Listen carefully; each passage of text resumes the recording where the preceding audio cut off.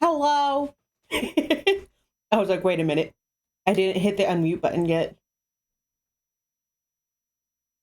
But I did it this time. I didn't forget it.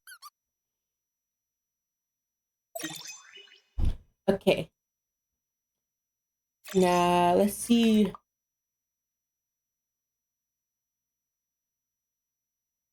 Yeah. Hello. See this. Hi.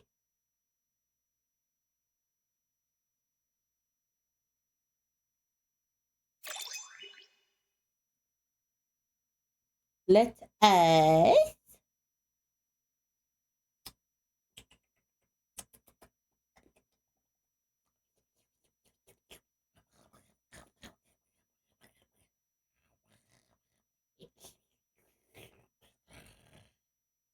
Uh,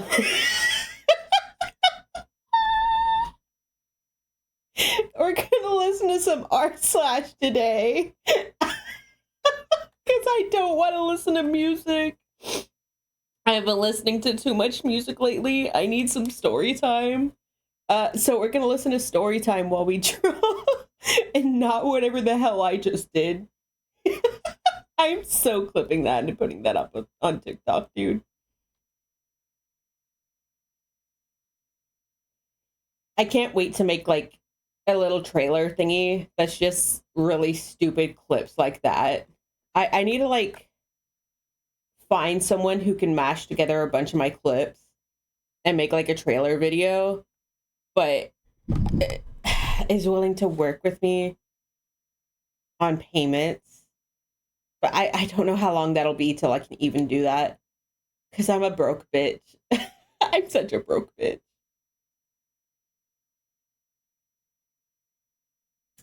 Any hoodles. We have a lot of r slash to listen to. So let's get listening. Um First, we're going to start off with my little girl you see over here in the corner. My little girl Yuna. That's my baby. We're gonna draw a little art piece of her first, but we're gonna get it to match with my girlfriend's girl. I gotta find the art. Hold on.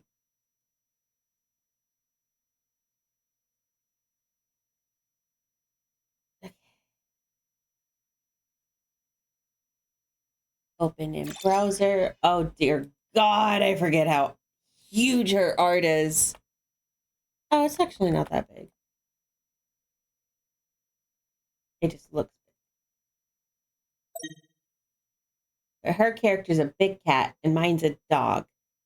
So I've got to make mine smaller. Balakala.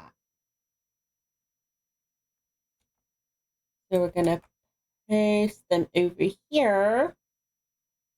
And then we're going to draw my girl next to them. They're going to be so cute. And then we're gonna work on some commissions. Hold on, let me untangle my headphones from this wire, and I'm gonna turn the fan in the room on to low because it's a little spicy in here. It's a little spicy. And I'm gonna grab a drink.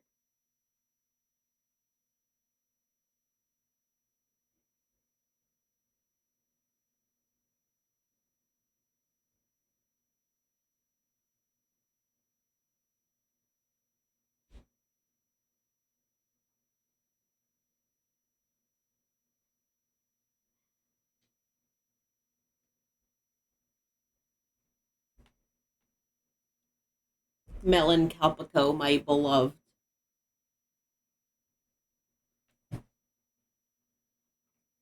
Okay.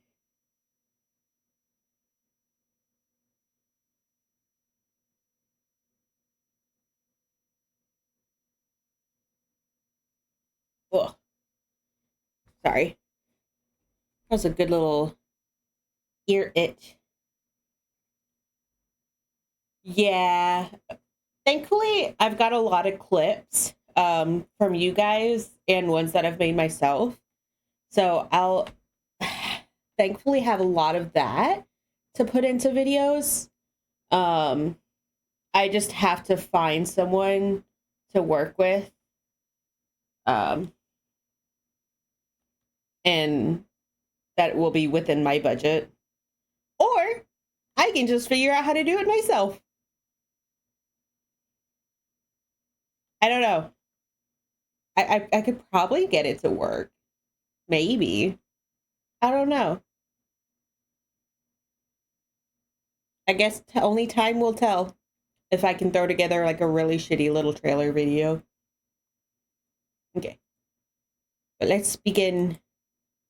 Welcome to r/pro revenge, where abusive He's so loud. Oh my god, what the fuck, bro? I wasn't expecting him to be that loud. Oh, hold on. Uh, Let me turn him down. parents get sent to jail. Our next Reddit post is from Cynical Altruist. Still a little loud.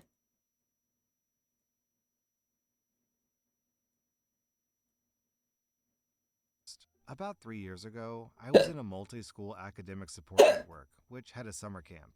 At this camp, I met Kelly. How is that sounding? Or should I turn him back up a little bit? Kelly was a closeted lesbian and was very scared of us telling her parents due to their extreme political. Never better served than by yourself. Yeah, that's cute.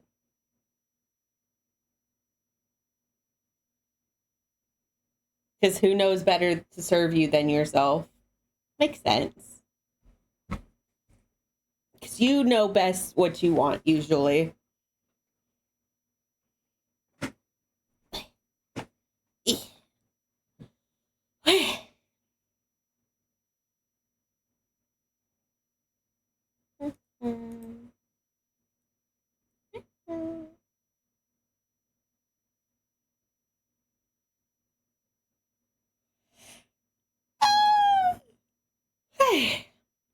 If he's too low, just let me know. I'll turn him up.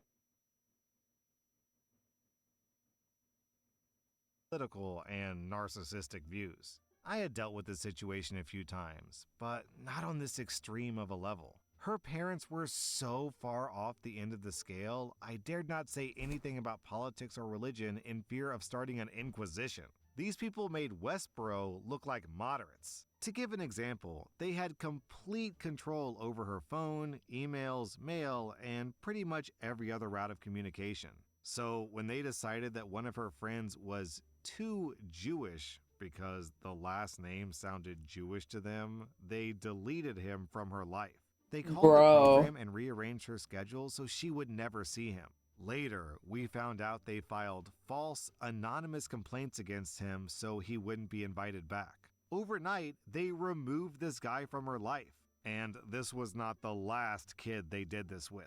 Kelly was Jesus. terrified of her parents, but they owned her. There was no way to escape short of suddenly becoming an adult. I was seriously worried about her, to the point where I bought her an emergency-only prepaid phone, which I told her to hide. This was, unequivocally, the best decision I've ever made. Fast forward to January. Kelly is struggling with the stress of everything, and says something innocuous in group chat along the lines of, "Good thing I don't have to worry about boys." We suddenly stop hearing responses from her. Her cell phone goes offline. The house phone kicks all of her numbers, but not payphones or other lines. The parents do pick up, but they say there's no one with that name at this address, then hang up. Her classmate says that she doesn't show up for class that day. Alarm bells are going off for everyone. Then I get the call from Kelly. "Please come pick me up. I was kicked out. It's cold." I'm the closest and I had a car, and I was driving in blowing heavy snow in far below freezing weather.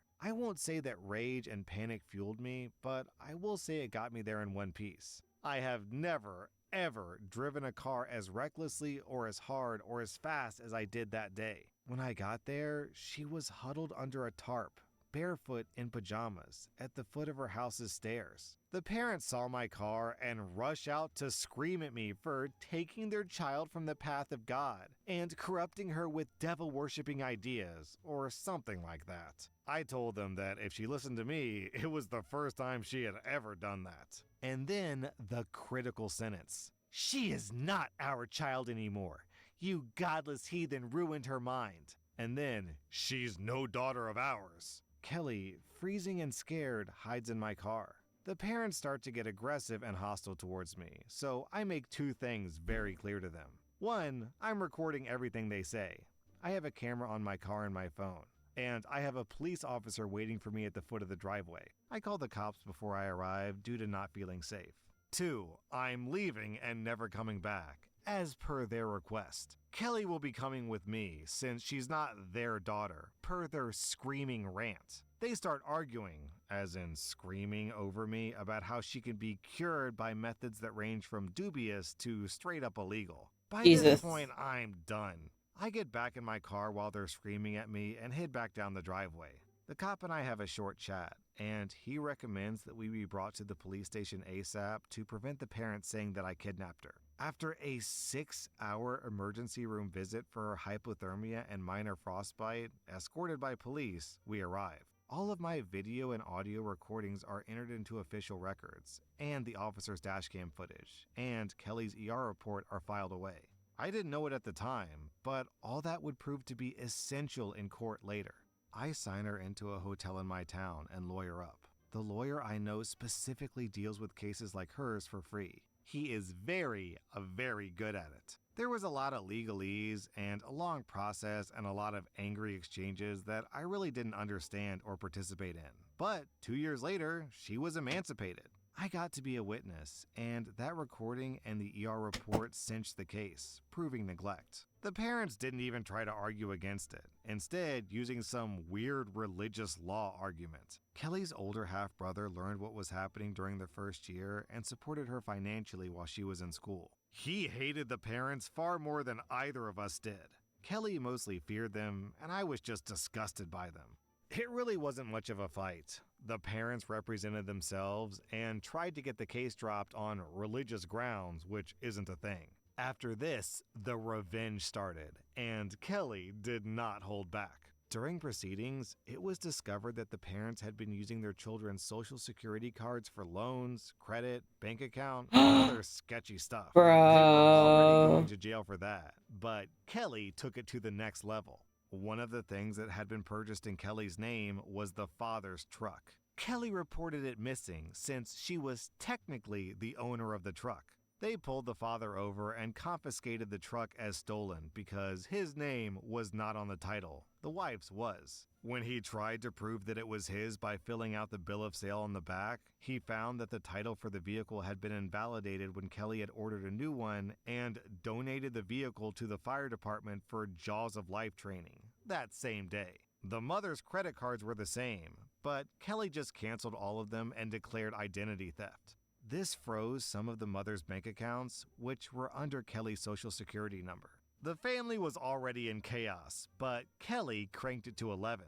Due to the social security number, Kelly was listed as the main contact for the family's cell phone. That's some loud ass thunder, bro. What the fuck?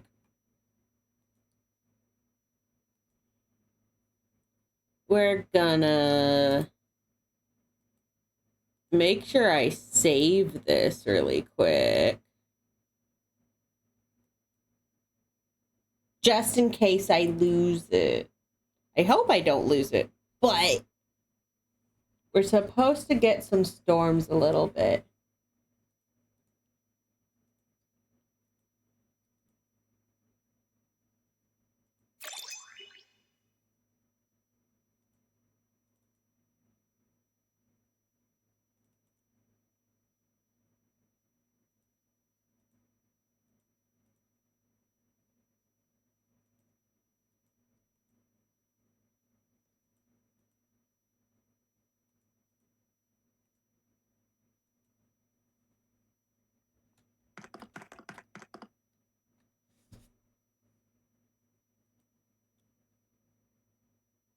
Hold on. I just got in my delivery. I treated my Hi Markin. Hello. I just got I treated myself to a little $10 commission with the commission money I've been getting. Um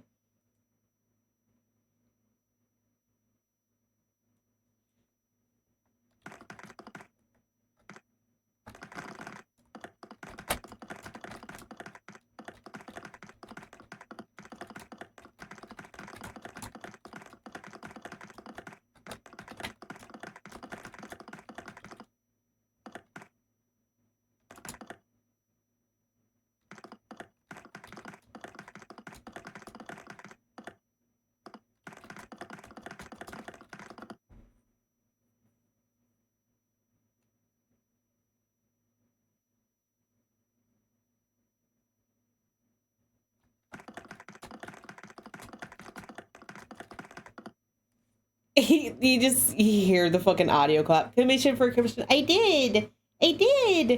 Oh, you guys, it's so fucking pretty. It's so fucking cute. Oh my god. Like, hold on. Oh, I gotta download. I gotta download it all.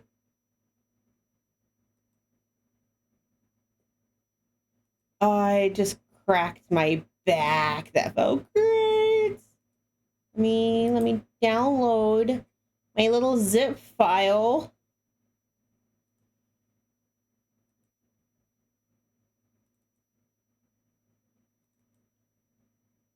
Shut up, WinRAR. I ain't ever paying for you.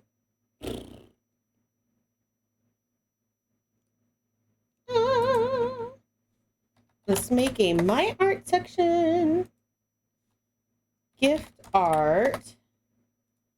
And a commission art. For anything that is just a regular art. So these two were commissions. I'm going to label any art my girlfriend makes me as gift art as well, because she technically gifted me this art. And this one's gonna go in this one. Yeah.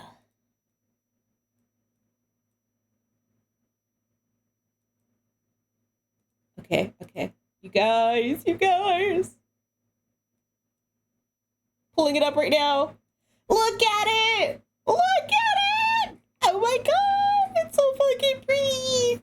This is from let me get there. There. Link. Here they are. This is the wonderful artist who made me this little, they finished it today. Dude, look at it. I'm freaking out. I am so fucking in love with it, dude. Holy shit.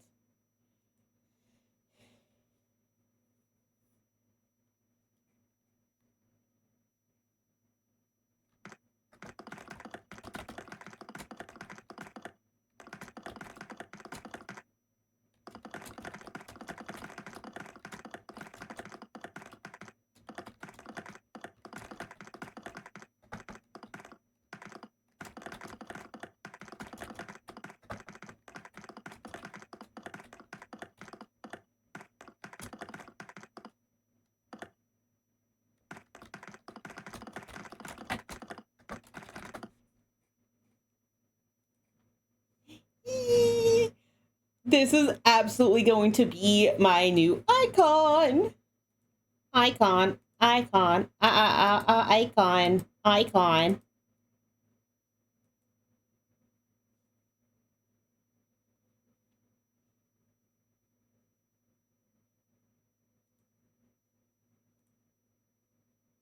gotta show this to my girlfriend.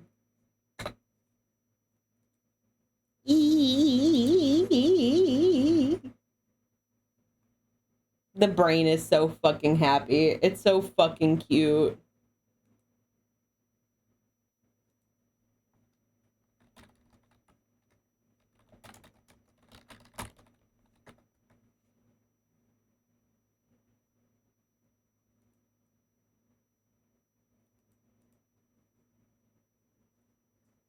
Also, they made a little fucking meme with it because they're like, it reminds me of this meme. And it's so fucking does.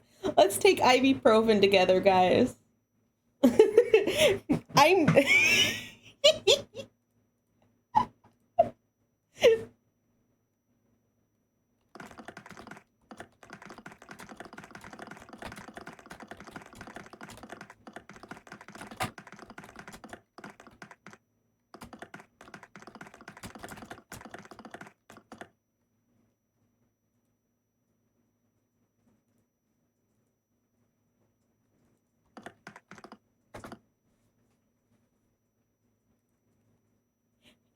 okay.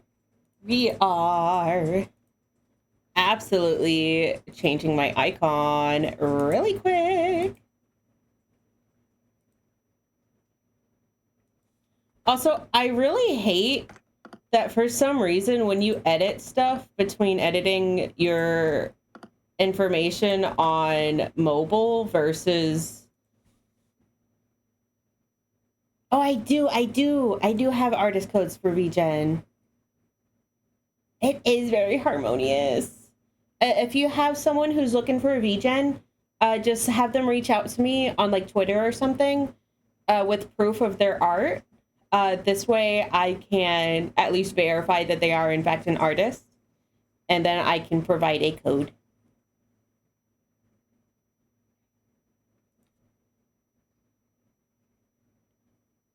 I try to make sure that anybody I give a code to is in fact an artist.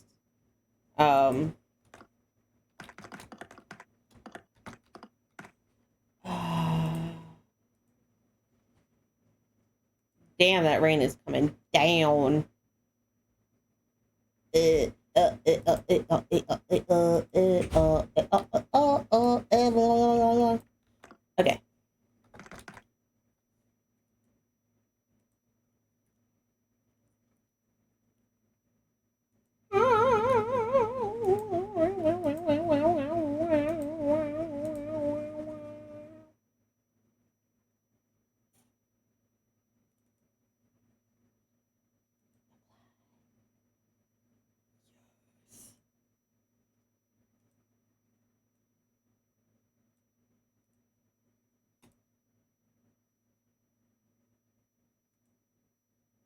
Oh, why does it make it look so blurry? Hold on, let me zoom in on it a little bit.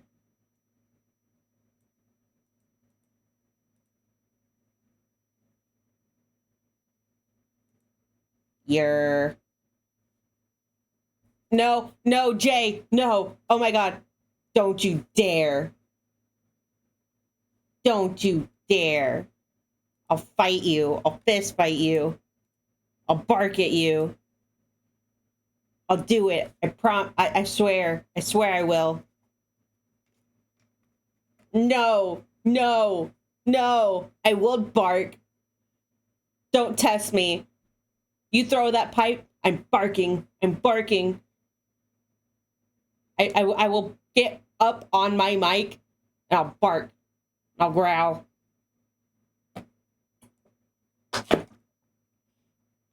This is a threat and a promise.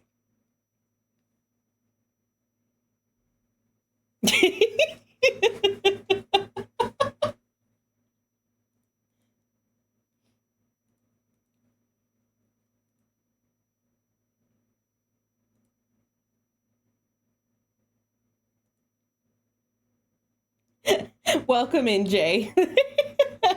Look at this new art I just got. Look at it, so cute. I linked them. I linked them in the chat. Let me link them again. Look at it. They're so great. I'm so fucking in love, dude. Holy shit. Immediately became my icon, bro. I threatened to bark at you because you're always dropping pipes on me, dude. I'm gonna have to go to the fucking hospital with how many pipes you throw at my goddamn head. I know it creates like a really cool sound because it's really fucking hollow up there, but like, my guy, I'm gonna have a concussion from how many pipes you're always throwing at me.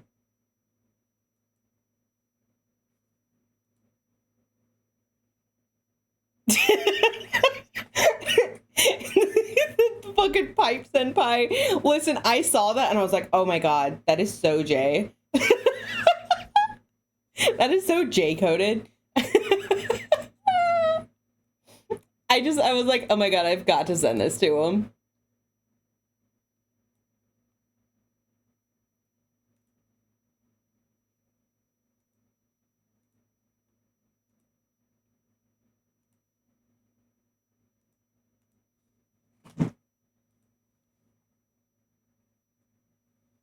Oh, I'm not even following them. Oh my god.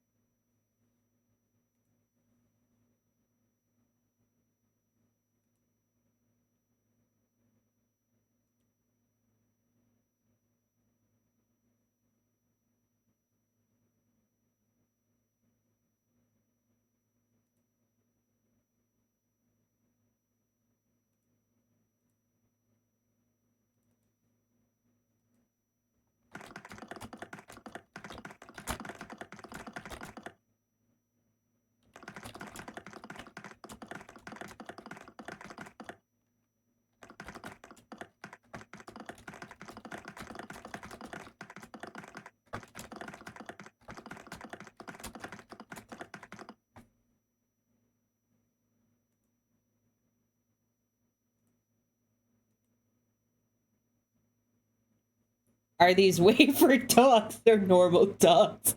These are water dogs.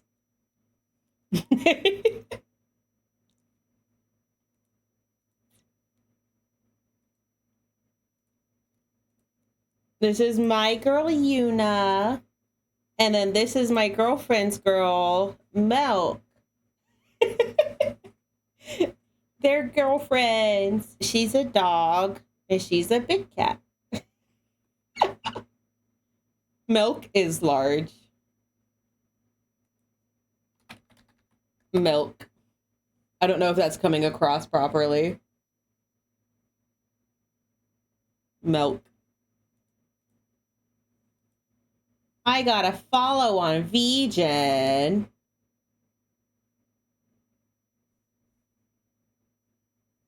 Wow.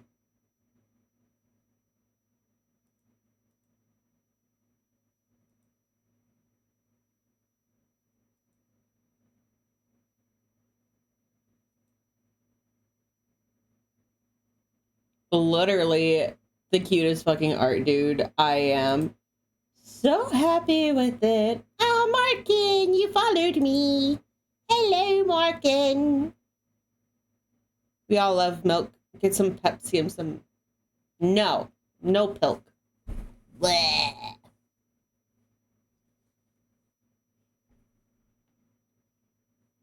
Okay. Let us continue on listening to the r/video. Wow.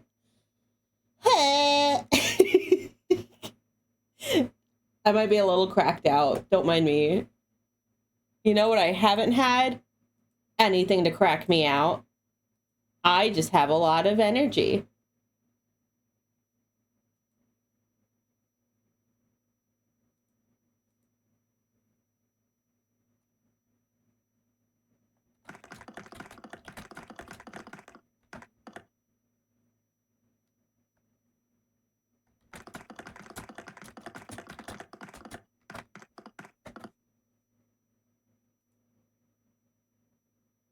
Recess time. Hey, oh yeah. Okay, so should I restart the video I was listening to? I think we should restart it with us. Yeah, because it's only like 2 videos in this, or 2 stories in this one, so we're gonna go ahead and restart it. Restart time, r/time. This one's the r/pro revenge. Oh, my ears are itchy. Hold on. Hold on.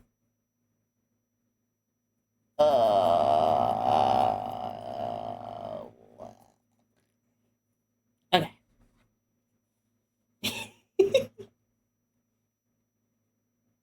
Parents get sent to jail.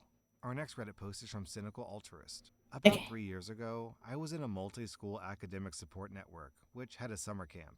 At this camp, I met Kelly. Kelly was a closeted lesbian and was very scared of us telling her parents due to their extreme political and narcissistic views. I had dealt with this situation a few times, but not on this extreme of a level. Her parents were so far off the end of the scale, I dared not say anything about politics or religion in fear of starting an inquisition.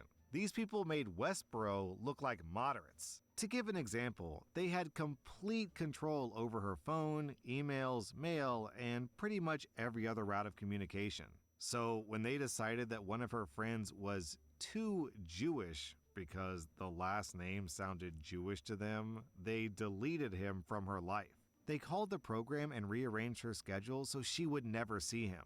Later, we found out they filed false, anonymous complaints against him so he wouldn't be invited back. Overnight, they removed this guy from her life. And this was not the last kid they did this with. Kelly was terrified of her parents, but they owned her. There was no way to escape short of suddenly becoming an adult. I was seriously worried about her, to the point where I bought her an emergency-only prepaid phone, which I told her to hide. This was, unequivocally, the best decision I've ever made. Fast forward to January. Kelly is struggling with the stress of everything, and says something innocuous in group chat along the lines of, "Good thing I don't have to worry about boys." We suddenly stop hearing responses from her. Her cell phone goes offline. The house phone kicks all of her numbers, but not payphones or other lines. The parents do pick up, but they say there's no one with that name at this address, then hang up. Her classmate says that she doesn't show up for class that day. Alarm bells are going off for everyone. Then I get the call from Kelly. "Please come pick me up.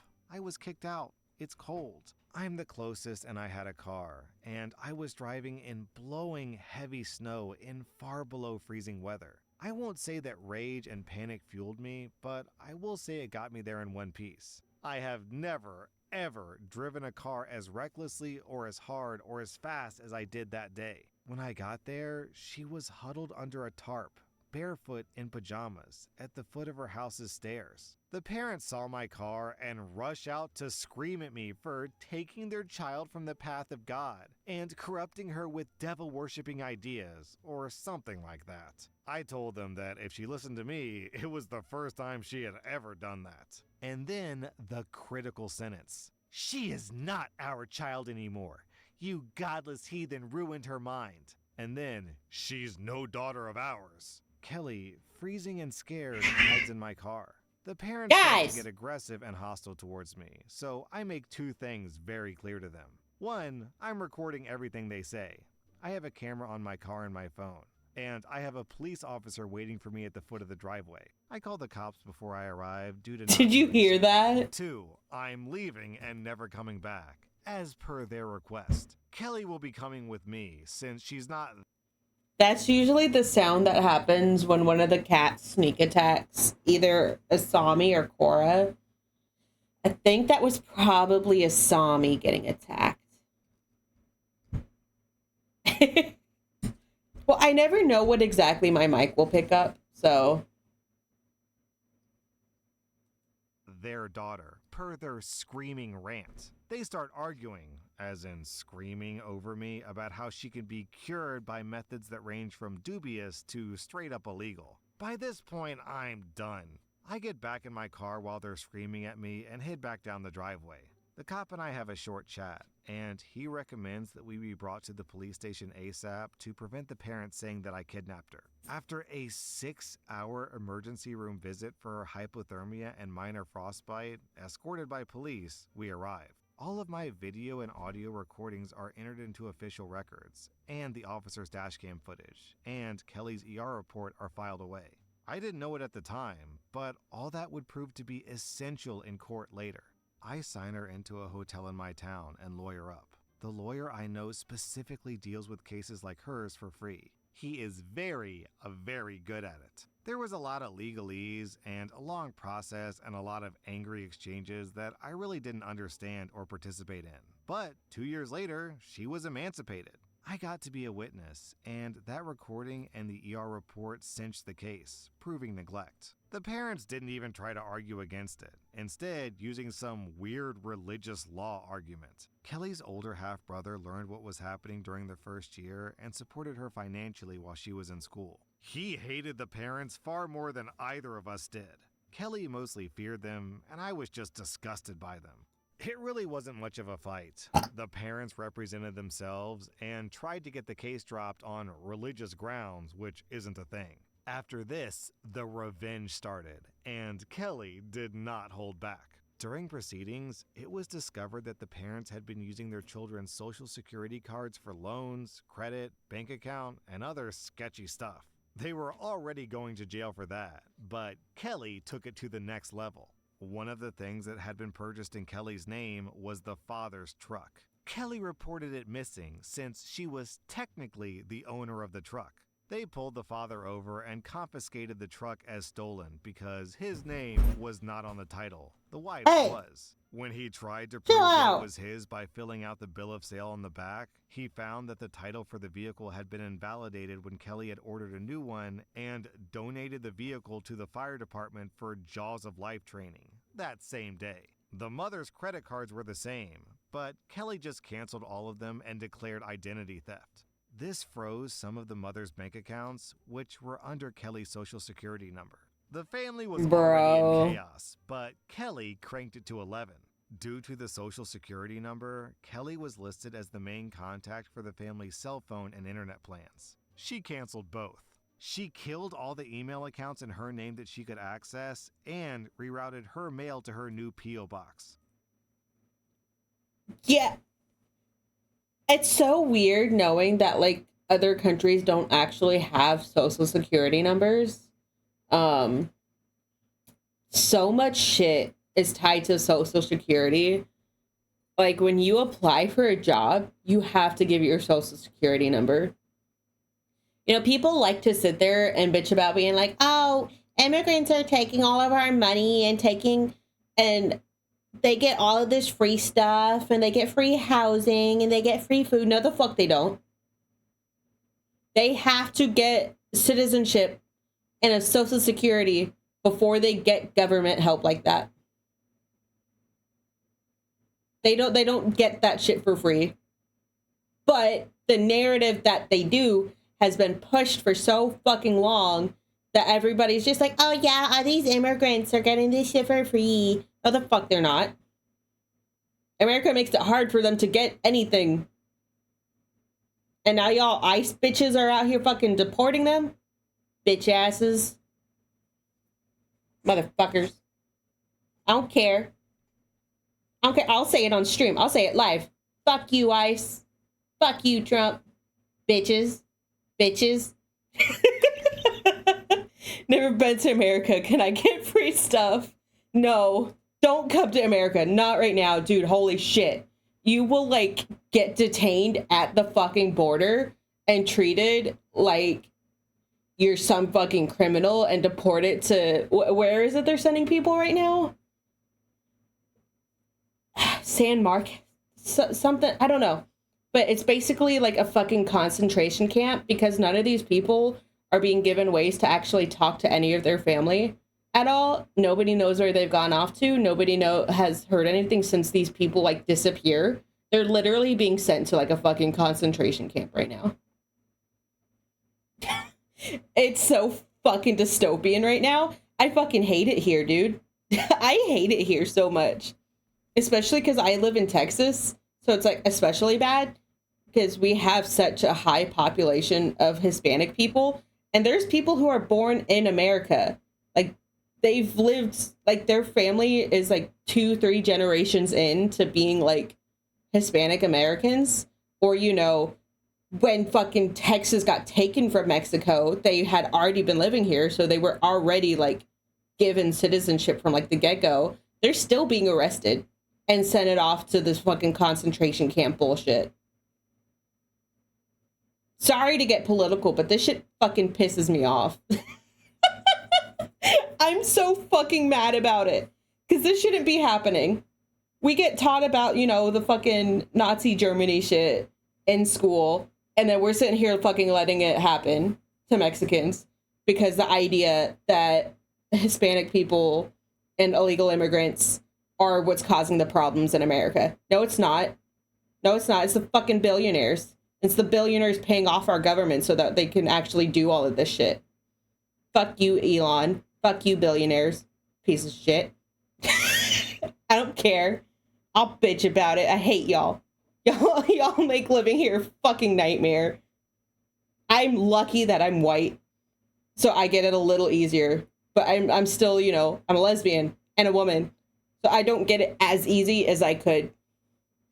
I can't sit here and say I don't have some kind of privilege. I'm white. I get a bit more privilege than other people. So I'm going to sit here. I'll talk about it. I'll bitch about it. And I'll say fuck you to you people. Because it's bullshit. I'll talk about it. I'll stand up for what I think is right. And I don't think what's going on in America is right now.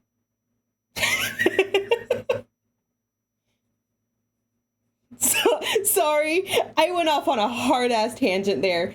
I guess I've had that pent up for a little bit.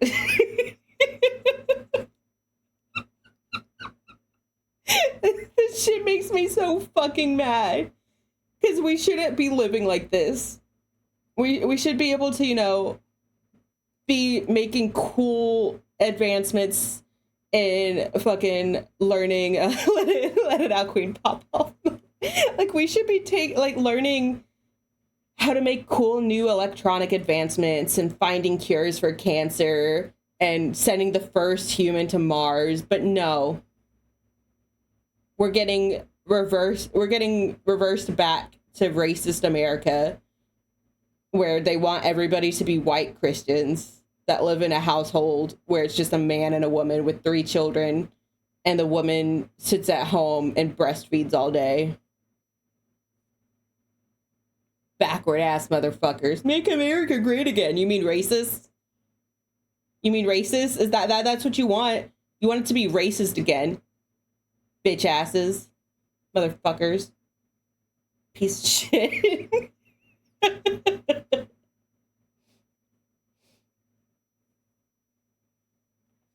Okay. Back to our regularly scheduled r/.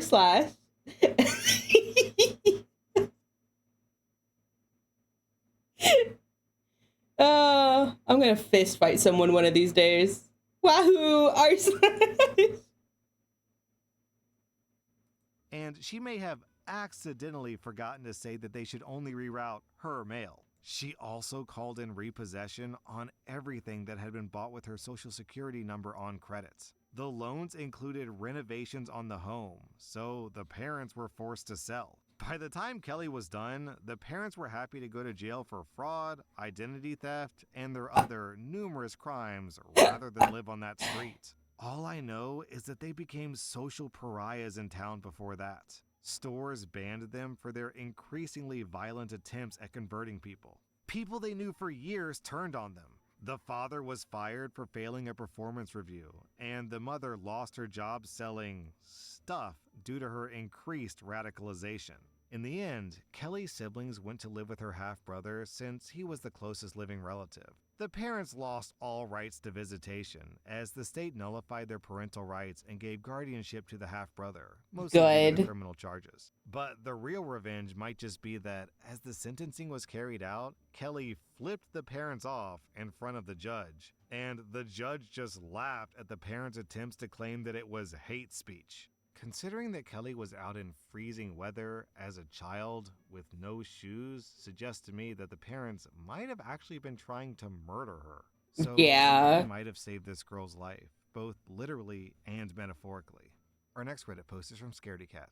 I'm a 46-year-old woman. My 17 and 15-year-old daughters have a strained relationship with my ex-husband's parents. My ex passed away in an accident last year, and we've had some major family drama since due to his cheating and him leaving 2 boys born with his affair partner orphaned. She also died. Part of the drama has What? been my ex-in-laws trying to get custody of my daughters, and them also trying to live with us. The first one we're going to court over. The second one will never happen. Where we live, there's a weekend market with fresh produce, eggs, meat, and other products straight from farmers. This week was extra special since it was my youngest's birthday. Since her party is later in the month, I decided to give her a budget and set her loose on the market to get whatever she wanted, mostly chocolate and sweets. After an hour, I did start getting worried, and just before I called her, she called me. She was crying, saying some weird people have cornered her.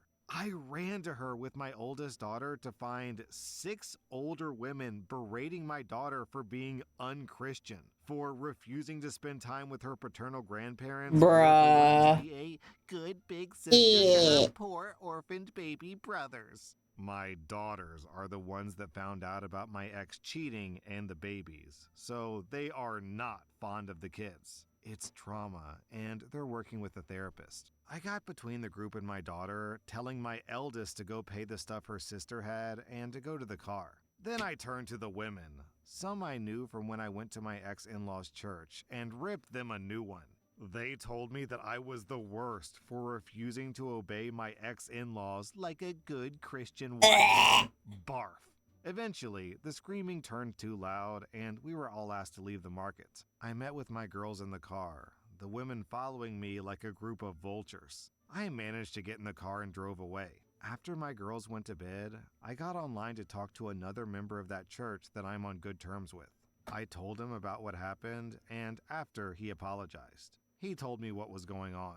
My ex-mother-in-law posted this massive story in the church's Facebook group about how horrible my daughters and I are, how we're leaving them homeless and penniless. They inherited my ex's personal bank account and his life insurance, and how my daughters don't even talk to them. She also accused us of being the reason she lost her grandsons. The boys For are now living what? with distant relatives of my ex-husband. Basically, it was a sob story worthy of a Hallmark movie. And, of course, they were getting all love and support from the more extremist members of their church. This church and its members are a bit annoying, especially with LGBTQ plus topics. But they have a small saving grace. They are incredibly strict about cheating. It's a big no-no, be it from husband or a wife equally. Now, how did my ex-in-laws explain the affair, children? She claimed the other woman was our surrogate since I was unable to have more children. Then said that I didn't want the babies because they were boys, which is an absolutely disgusting thing to be accused of.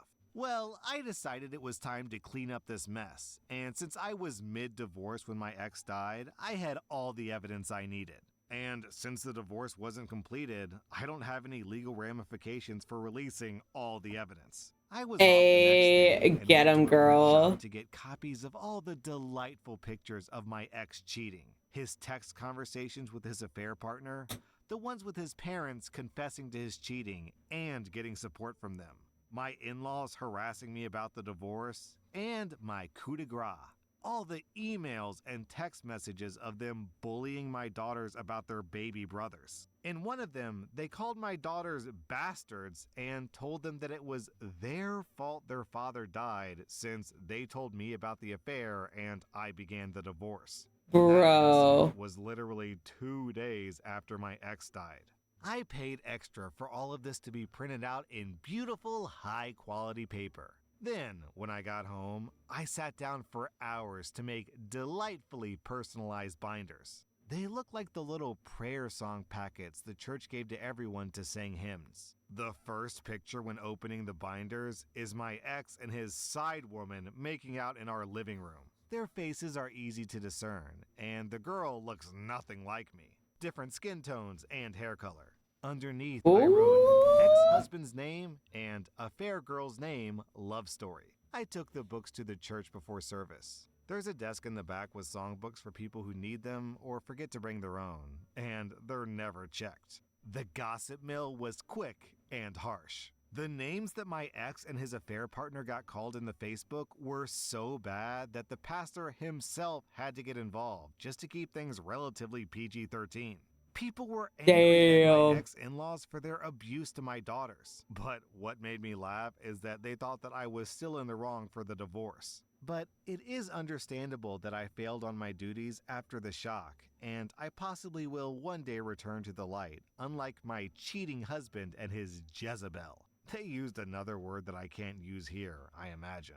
I got 2 apology letters in the mail for my girl and an invitation to join the church for support. As for my That's just coming with the ex-in-laws, steel they chair. got shamed into leaving the church. My ex-mother-in-law made a post on her wall about how alienated she feels and how no one cares for the elderly anymore. How she wished Bitch. her great son was still alive since he would have taken care of her and her husband. With what money, I don't know, since I was the breadwinner. Down in the comments, this reply from Harry Horrocks feels very relevant. So, fun fact. Somebody did a study of Olive. estranged parent forums and estranged grown-up children forums to compare and contrast the attitudes therein. The adults always post vague stories and emphasize. Hold on. Olive just knocked something over and then meowed. I need to see what the fuck she just did. Olive, what did you knock over, ma'am? What are you doing?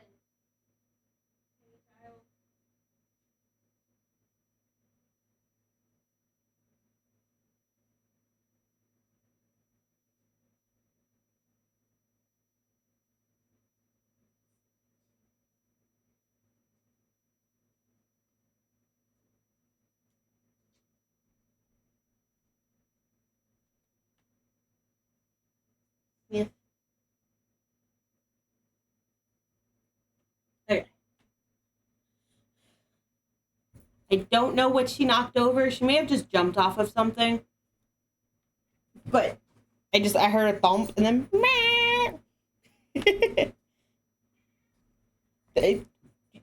oh, she's doing her crackhead energy. That's what's going on. I don't know if you can hear her. This fucking crackhead, dude. The emotions they're feeling. Like, my child won't talk to me, and this makes me feel bad. The children, however, post evidence. As in, this is why I don't speak to my parents, including this screenshotted email chain.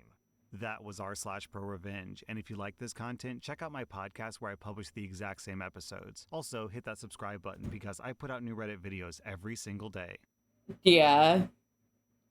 Yeah, it's not super often, but she'll scream like really loud.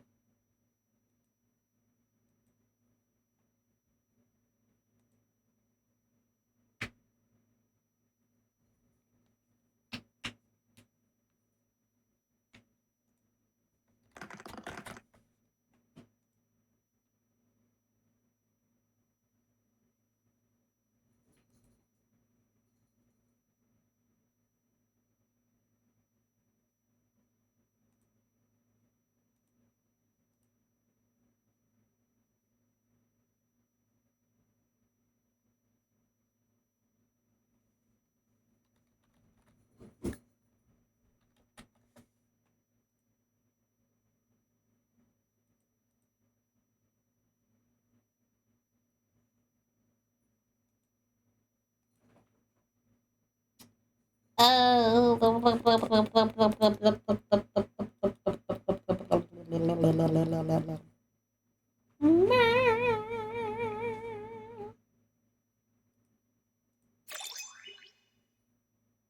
Welcome to r/malicious compliance, where someone causes a literal explosion. Our next Reddit post is Your kitty's name's Sweet Pea. Stop. That's so fucking cute.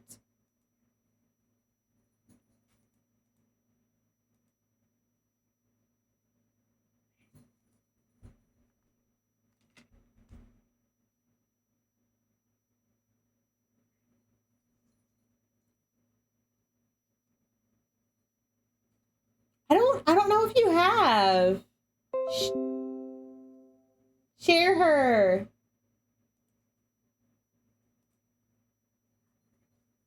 I have a pet section, I'm pretty sure. Yeah.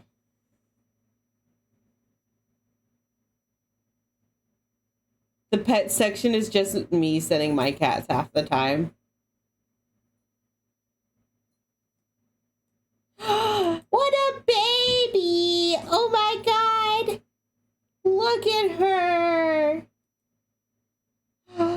Sweetheart, you got a calico too, baby.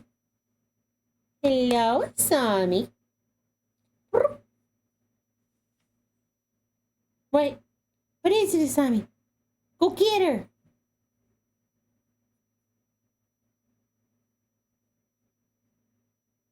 No.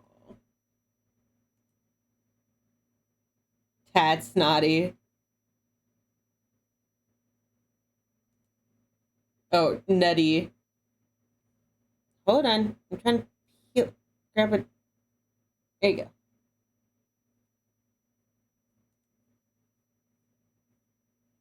Oh, yeah. I did grab your collar again earlier. Get collared, idiot.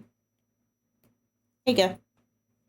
Hydra got them all collars with custom tags on them, so they have their names and our numbers on it in case they ever get out and get lost. They'll always have their collars on them with their tags.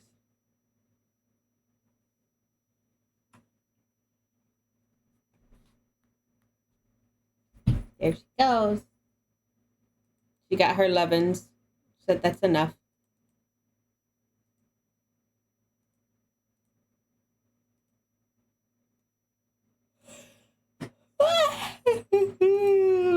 Wow, wow, wow.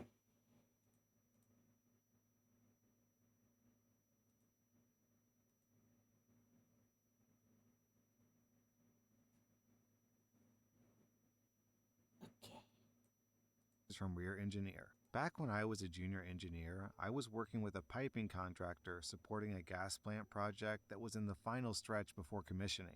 We were under intense pressure to hit deadlines, and everyone was feeling the heat. One of my responsibilities was reviewing materials before installation, i.e., basic quality control to make sure that we weren't about to install something that would bite us later. Then the pipes arrived. These were large diameter, high pressure pipes for a critical gas line. But the moment I saw them, I knew something was off. The mill markings didn't match the material certificates, and some of the weld seams looked rough. When we took a closer look, we found surface defects and laminations at the bevel. Classic signs We of love loafs. quality steel from a dodgy mill. I flagged it immediately. My lead engineer took one look and agreed. These pipes were not fit for their purpose. We raised it with the project manager, expecting him to do the obvious thing, reject the batch and order replacements from an approved supplier. But this project manager wasn't like most project managers. He wasn't an engineer, he had a Bachelor of Commerce, and he had landed the job thanks to his uncle, a senior executive. He had zero technical knowledge and didn't care to learn. To him, this was just another job to push through quickly to up his bonus, and rejecting the pipes would cause delays, something he was desperate to avoid since it would probably affect his bonus. His response? The supplier says they meet specifications, so they meet specifications. Just install them and move on. I pushed back, explaining that if these pipes Oh, failed yeah? under pressure, we were looking at a major incident. He waved me off. Just get it done. If it's a problem, the pressure test will catch it. All right, mate. Let's see how that goes. The pipes were installed as is, and we moved on to pressure testing. I stood back and watched. As we ramped up the pressure, the pipe's weld seams split wide open and ruptured the pipe. The force of the failure sent a shockwave through the system, and a few of the pipe supports even bent. The Oh, pressure shit. test failed spectacularly. Now, instead of a minor delay to replace the pipes before installation, we had a catastrophic failure that shut down work for weeks. The entire line had to be cut out, re-welded, and retested. The supplier was blacklisted, and an internal investigation was launched into how the pipes had been improved in the first place. We were also forced by the client to bear the cost of this rework. As expected, the project manager tried to shift the blame. But my lead engineer simply pulled up the email chain where we had clearly raised the direct concerns. Management didn't take long to connect the dots. The project manager was taken off the project immediately and was sacked a month later following initial investigation results, and even his uncle couldn't save him. I never saw him again after that. Last I heard, he decided to pursue a career outside of the industry. Stories like this really prove the adage. Make sure you write it down, because if you don't, morons like this will try to push the blame to you. Our next Reddit post is from Resso Cesara. 15 years ago, I worked at a gas station as an... Do you have any malicious compliance stories, Jay, to share with us?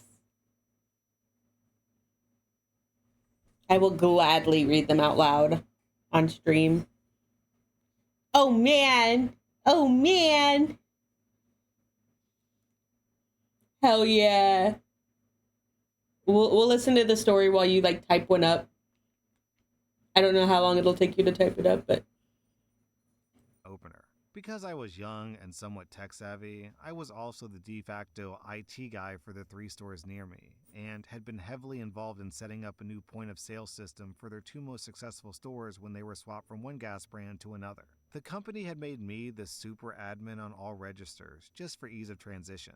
The owner's wife had been awful to me for the 2 years that I worked there. I got bumped to opener by her husband, and she hated having a man be an opener. Historically, every single opener was picked by her and was a woman. But her husband came and fired the previous opener for theft, so I got a field promotion of sorts. The wife was constantly scrutinizing everything that I did, constantly calling me in the mornings to be rude and berate me for a bunch of minor things that I did wrong. You used wet wipes on the area around the drink machine. I want you to use paper towels and spray. We were out of paper towels, and the spray we had smelled like a hospital anyways. I came in your store last night and there were 3 rows of Snapple Apple. You could probably increase sales by putting 1 or 2 of those rows to a different product. Even though the Snapple fridge was 100% handled by the vendor, and we had signed a contract that we wouldn't change the layout of the product. Long story short, she was awful to me because I was a dude. I had set up their POS system because I was somewhat tech savvy. I was made super admin on the new registers they had. I was desperately looking for work when I found a temporary IT job, which led to my current career in IT. I got a new job offer and gave her husband my 2 weeks notice. But I never told her because I did my very best to avoid talking to her unless necessary. When she found out that it was my last week, she legitimately lost her mind. She gave me a ton of stuff to do and worked me to the bone until 2 p.m. on the last Friday I worked. Finally, the time to depart forever came, and she personally came with an office worker and stood by me and asked me to delete my account from the register. I knew that I was super admin, and I'd been told if I ever left to convert the account. She had also been told this, but she had long since forgotten about it. So I said to hell with it and complied, then went to the other store and did likewise while she watched. I go about my life, start my new job, and end up about 3 weeks in when I get a frantic voicemail and like 20 texts and calls from her. I called the office worker who stood over my shoulder with her and got the scoop. She basically couldn't change any prices at all when the new beer and soda prices started rolling out, and her new opener had just let it pile up because she didn't know how to do it, and they were going to have someone come train her. They had a bunch of items that were like 5 or 10% below the price that they were supposed to be at. Margins on cases of beer are low, and this was nuking their profits. Once I thought it over, I texted her and said, "You asked me to do that. It's on video, and we have 3 witnesses." I found out later they ended up spending $6,000 to get the company back out to fix the issue. The boss's wife legit had a Facebook page at one point with people planning to poop on her grave when she died one day. To be clear, she's still alive. So I wasn't the only person she was awful to, but I do feel like I got one up on her, and it feels good. Our next Reddit post is from Mouse G. This happened many years ago. I worked for a top U.S. banking institution. In our building, all the other departments were allowed to wear blue jeans on Fridays. My manager decided that our department had to wear business attire on Fridays. To be clear, we had no customer-facing presence. Also, our department processes check deposits from ATMs, and they came in mesh bags from the armored couriers. They were usually quite filthy, and were frequently wet in bad weather. So when our manager told us that we couldn't wear blue jeans on Fridays, like every other department, the entire team was upset. Here's where we cue the malicious compliance. The next Friday, I went to my closet and found the most mismatched outfit I could put together, sticking completely to business attire. We're talking pastel floral print shirt with pants with bold colored stripes. I put it on and proudly walked into the office. My manager just happened to be on vacation that week, so nothing was said about my ridiculously mismatched outfit. Fast forward to next Friday, I once again chose the most hideous combination of an outfit that I could put together. Once again, I walked into the office with my head held high, confident in my business attire. Imagine my surprise when I walked in and everyone on my team had hideous combinations of clothing. As you can imagine, my boss walks in and sees everyone in their various hideous outfits. The look on her face was priceless. All 15 of us in hideous outfits, but all meeting the business attire dress code. She pulled us all into a meeting and told us that our attire was entirely inappropriate for a business environment, and that she would have to write each and every one of us up. I asked her to pull up the company handbook and read the definition of what it said as business attire. She read it, and it said something like clean and pressed business attire consisting of slacks, skirts, or dresses, and clean pressed shirts and blouses. It went on to say something like no blue jeans, t-shirts, ripped or clothes with holes, no sleeveless shirts, and no athletic or gym shoes. I asked her where in the guidelines does it say anything about whether the outfits matched or not. She couldn't find anything and said that she would have to contact HR to discuss with them what her options were to write us up. Needless to say, none of us were ever written up. She did, however, say that we still needed to dress in business attire. Word quickly spread to other departments about her forcing us to wear business attire. The next week, 2 departments around us decided they would also dress up in hideously mismatched clothing. The managers of those departments quickly got in touch with our manager and put pressure on her because they didn't like how their employees were dressing.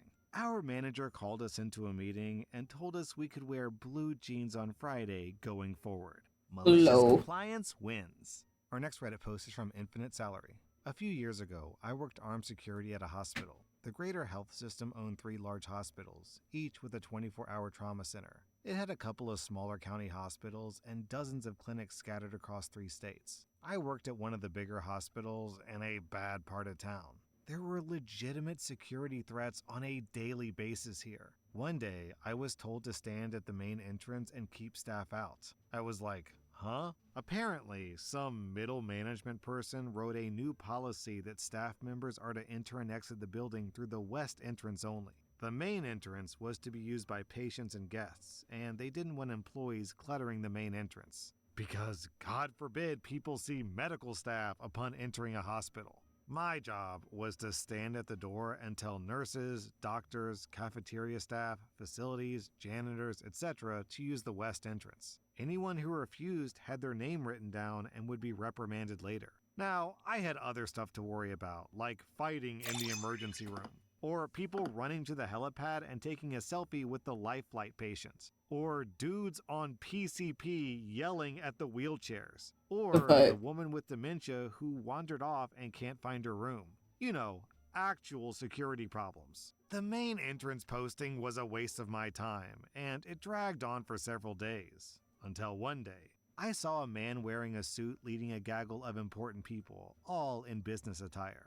The ringleader had an employee ID badge and was speaking enthusiastically to the group. They were heading straight for the main entrance. I said, "Sorry folks, gotta use the west entrance." The ringleader said, "What?" "Hospital policy. All employees must use the west entrance. We're gonna use this entrance." He points to the door behind me. "Okay, but I'll need to take your names down. Your supervisor will be informed." The ringleader stares at me like I'm the biggest idiot alive and holds his ID badge in front of my face for an uncomfortably long time. I took his name down and the name of every single member of his gaggle with painful slowness. I should add, they were all very polite despite my obvious lack of cares to give.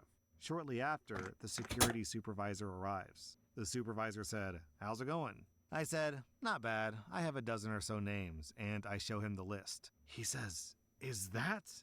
He points to the ringleader's name. I said, "I don't know. His badge said Chief Something Officer. He looked important." "Chief Executive Officer?" "Yeah, I think that was it." My supervisor quickly walked away. It turns out the CEO of the health system was bringing a group of potential investors, the aforementioned gaggle, for a tour of the place. He was never informed of the main entrance policy change and was greatly embarrassed to be stopped at the entrance of his own hospital by some rent-a-cop. Suddenly, as if by magic, staff could use the main entrance again, and I could return to actual security work.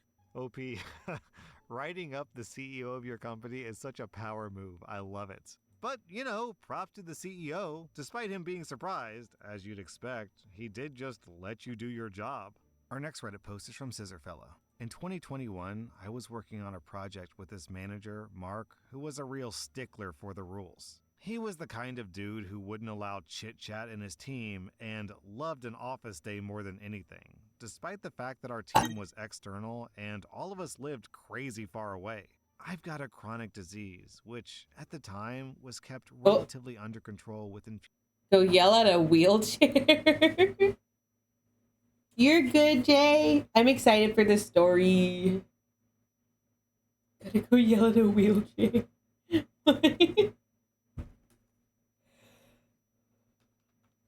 Yeah. Also, I'll be so for real. I should work on my commissions, but it's been so long since I've drawn anything for me that wasn't my VTuber or my roleplay characters. I think I'm gonna draw a few more. Division manager, that's an important one.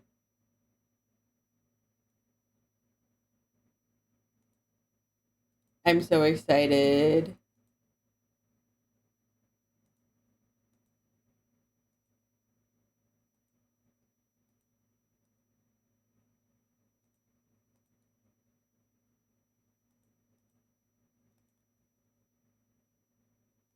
Let's see.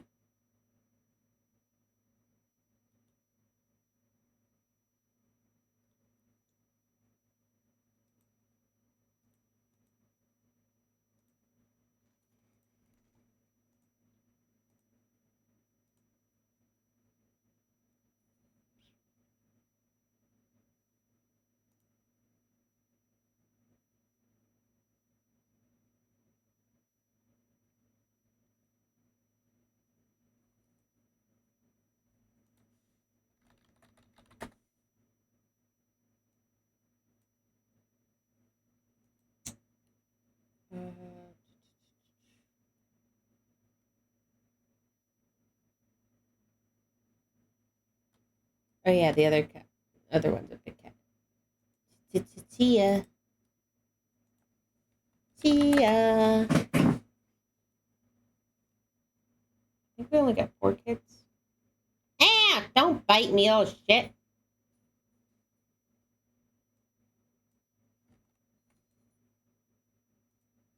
This one is Rainbow.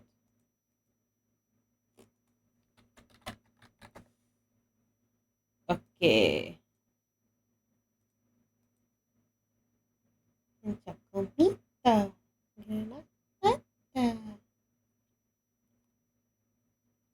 Man. That was not what I meant to click on. Mentos. The references.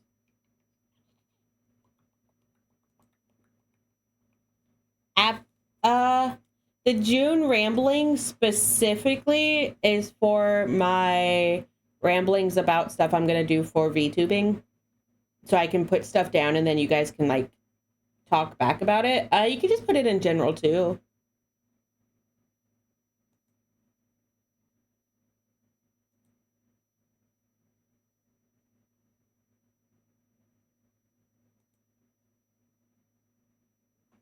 Yeah, sorry. That one's because like I have stuff I want to talk to you guys about, but I don't want to spam the general chats about it so that the general chats can be just general chatter. So the June rambles is me to just kind of fucking go crazy, go stupid, talking about stuff for VTubing.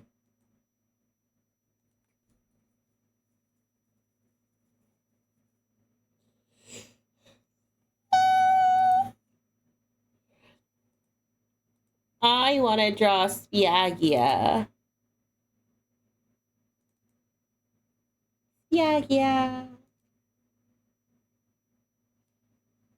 Nah, you're good. You're good.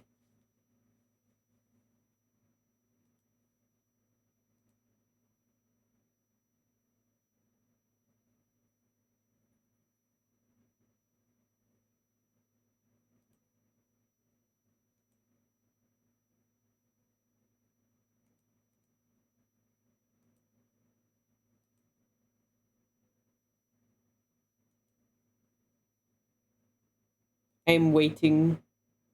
I'm watching. Infusions at the hospital every few weeks. Seeing as Mark didn't want to chit chat, he wasn't aware that I lived with this disease. One day, I was in the hospital working from the bed with a cannula in one arm. For those who don't know, a cannula, if I'm pronouncing that right, is one of those plastic tubes that goes into your arm that administers medicine. We had our daily meeting planned, and I figured that it would be fine to call in without my camera, as they could still hear me just fine, and I didn't want to freak anyone out with the infusion line in the picture and whatnot. I get onto the call, and Mark immediately comments that he can't see my face. I tell him that I don't have my camera on today, and I don't elaborate, figuring that it's a 15-minute call, and I could just as easily be driving or something. Mark responds by asking me to stay back on the call after we finish. I comply, and he chews me out for not turning on my camera, saying that it's a rule that we all need to show our faces. Fine. I turn on my camera and watch his face go from red to white as he sees me in what is very clearly a hospital room. I tell him that I'm uncomfortable being on camera while I'm getting treatment, also not elaborating on what the treatment is for. His sweaty little face still brings me joy. It was a really nice moment to bask in, and I think about it pretty often when I get managers who like rules just a little too much. God, workers are so dumb with cameras. I've got an editor who edits all these videos. I haven't seen his face. Okay. An ongoing malicious compliance story is with inventory. For the past 3 years, I had been helping the inventory personnel keep track of missing inventory, giving reminders and gentle pushes if things were getting low. The inventory manager hated this, took it as a declaration that I was telling her she did not know how to do her job and train her employees. Oh, I hate that shit. For a while, it was brushed aside, but eventually it got escalated to the division manager, and we had a big meeting. Not just me and the two managers, it was a division wide meeting, including my employees. Management started by saying manufacturing supervisors dealing with inventory is a waste of money and resources. He made points like we have systems in place to make sure we do not run out, and non inventory personnel dealing with inventory will mess up the numbers. It was obvious they were talking about me and an employee of mine that I had helping me make sure we never got too low. Right after the meeting, I told my employees that they are not to look at the inventory anymore, and if we ran out, we ran out. I also stopped giving reminders, but kept notes. We are currently out of sterilized water to run the machines. Wipeall and all are running low on supplies that are crucial to completing the robotics. I am just watching a metaphorical fire slowly start, and when they ask me what happened, I'm just going to say, sorry, but it's a waste of time and resources for me to engage with this. I'm not happy about it, and I'm not looking forward to the downtime it will cause, but you have to comply when management tells you something. Bro, yeah, holy shit, dude. You have got to keep me up to date on this. Oh my God. Management actually started doing that with the pizza place that I work at. And so we're supposed to order based on the bill to for like our supplies and stuff. And our main manager is currently having to help run another store right now because their manager quit. And the manager that they were training called in sick like 2 days in a row and then just stopped showing up. So they don't have a manager right now. So our manager is currently taking over that store. So like the second in command manager is currently running our store. And since he doesn't know what she usually orders for the store, he did the bill to the last time. And we have run out of mushrooms, steak, what do you call it? Buffalo sauce, pizza sauce, like the little pizza sauce cups. We ran out of Greek dressing, Caesar dressing, garlic parmesan sauce. We're almost out of barbecue sauce. Like it's bad, bro. We're out of like so much shit because he followed the bill to, which was what it thinks that our stores should have, based on like our sales and shit. But no, we need a lot more than the bill to thinks we're supposed to have. So he upped it without following the bill to, but keeping within the budget, and passed it by our other manager. And she was like, I trust you.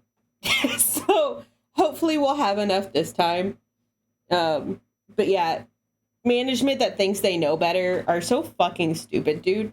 Because obviously, like, you're running your department. You know what the fuck you're doing.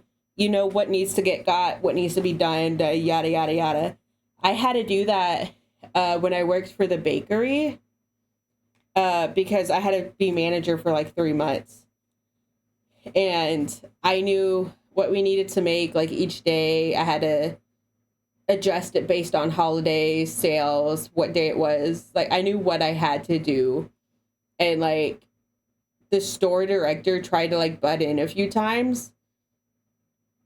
And I'm very hard-headed. So she didn't like me because I did not listen to her.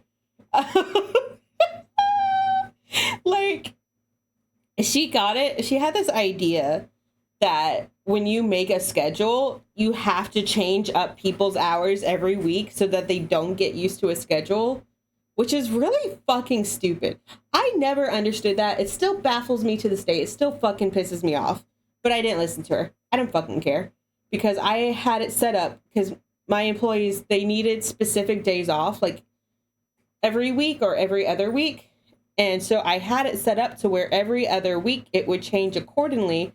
So everybody had their schedule set up perfectly. And she wanted me to fuck that all up and make their schedules different so that they couldn't get used to a schedule. I said, fuck that shit. Because I knew what I needed to do to make sure that my department was going to run.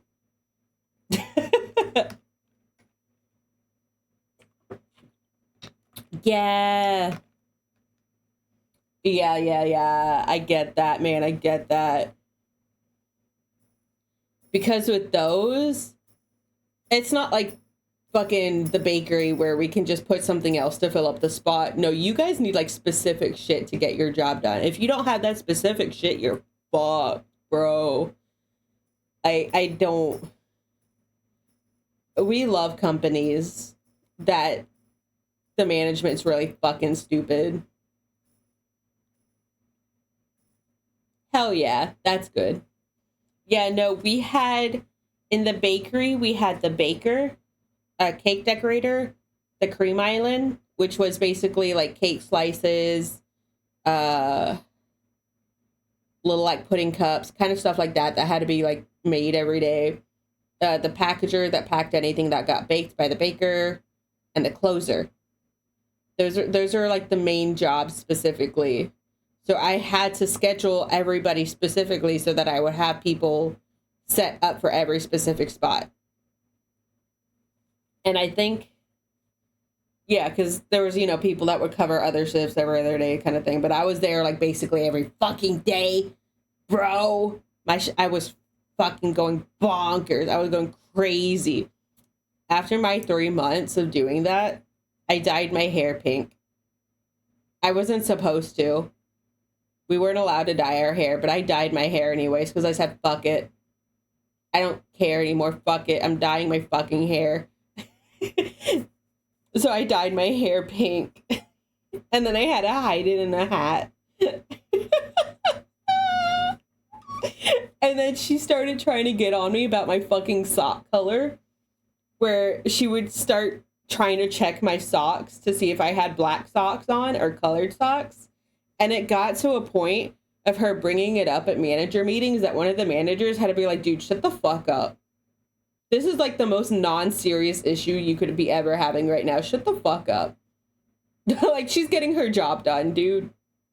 What the fuck? Like, who cares what color her socks are? Her fucking assistant store manager had colorful crew socks that he wore over his pants. Weird ass motherfucker. He was an asshole.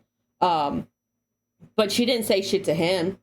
She just said shit to me because we butted heads a lot and I dyed my hair and I knew what I needed to do to get my job done and I wasn't about to listen to her fuck over my job.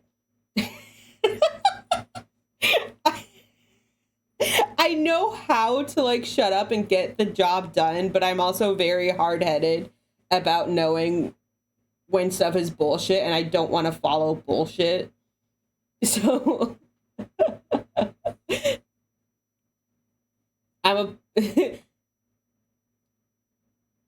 yeah. You sometimes you just gotta do what you gotta do. You gotta get that job done, dude. And managers don't fucking get that sometimes.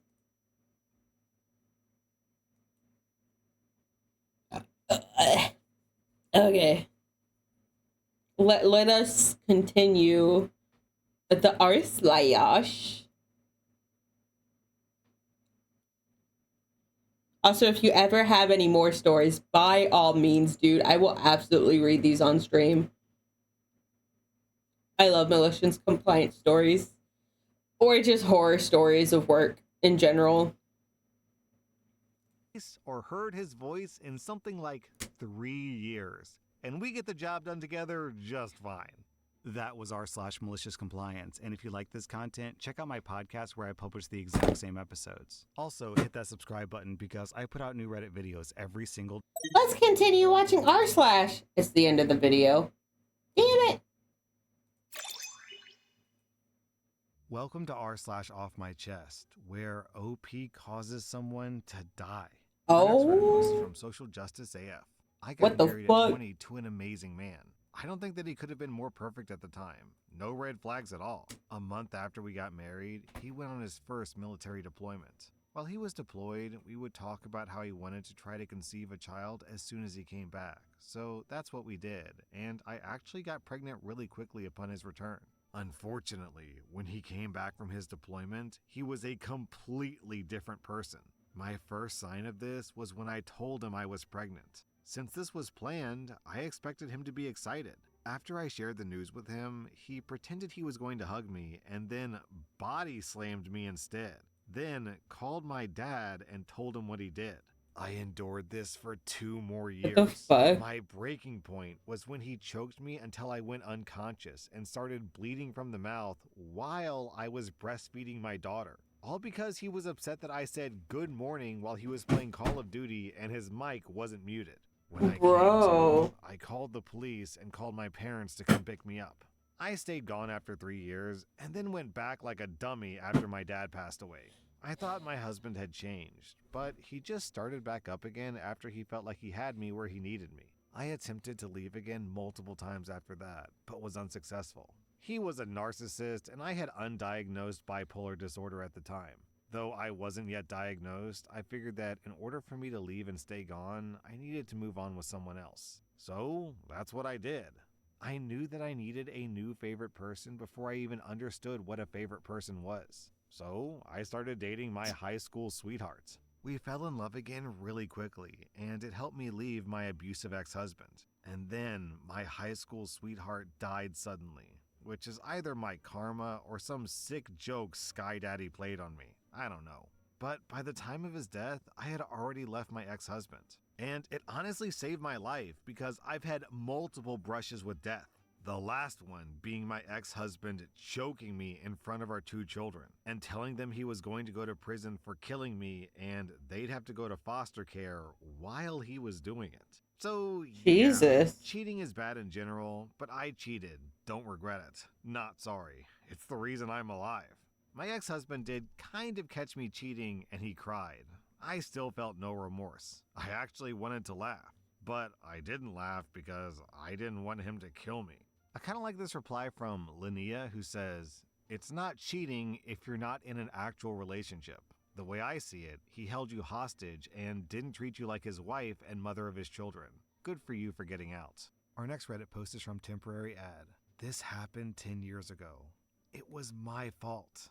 I shouldn't have snapped. It eats me up from the inside every single day. If I could go back and do things differently, I would in a heartbeat. 10 years ago, when I was 16, this new kid started at school. I was really into Minecraft back then, and he was wearing a Minecraft t-shirt. I didn't have anyone to play with, so I approached him and tried to start a conversation. He was really hesitant and shy at first, but when I asked him about the shirt and complimented it, he lit up. We got to know each other a bit.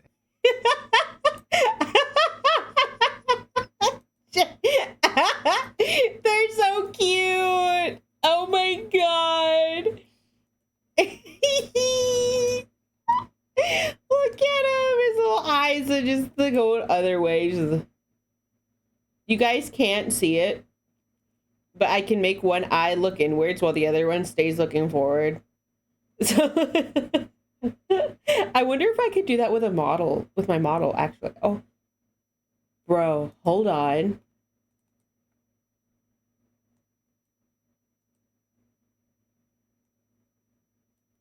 Will it capture it? Hold on.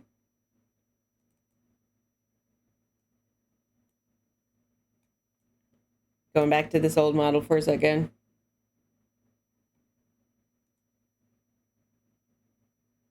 I don't know if it's capturing it.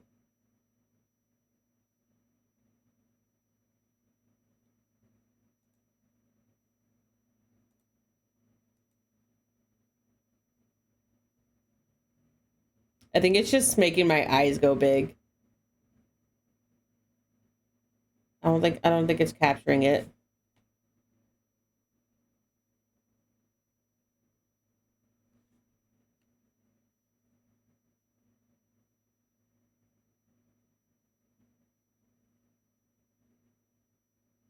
No, it's not. That sucks. I miss seeing this model, dude. Look at her. She's so cute. You know, I love my scrinkly model. Don't get me wrong. But I'm so excited to have a person model again. Ah! That's rude. That's so rude. Oh my god. That's so rude. How dare you?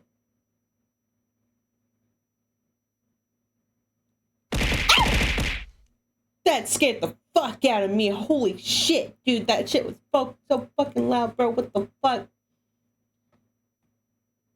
Ha! Ah, it's so loud. Why is it so loud? Hold on. Changing back to my sprinkle. Oh no. Hold on, let me redeem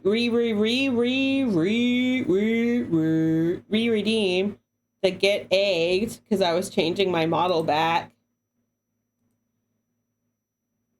I've been egged. I got abused and then egged. I can't believe this.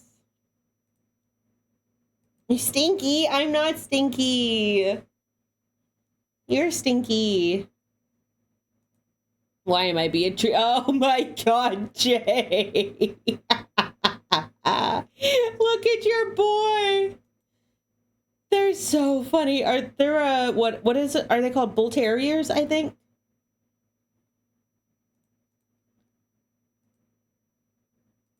Is that what they all bull terrier?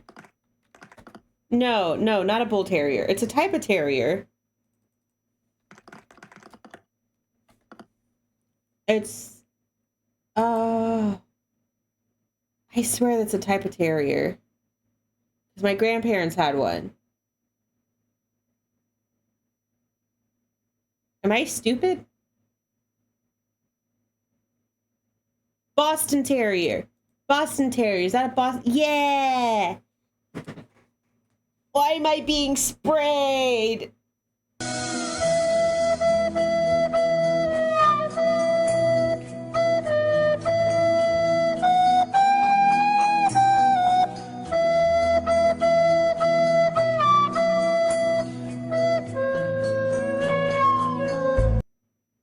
Caboose. Are you just like spamming your fucking points, bro?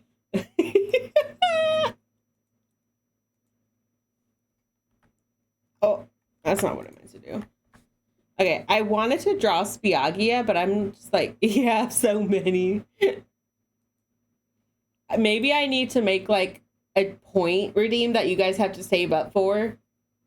What could I do that you guys have to like save up like what, like 10,000 points for me to do something?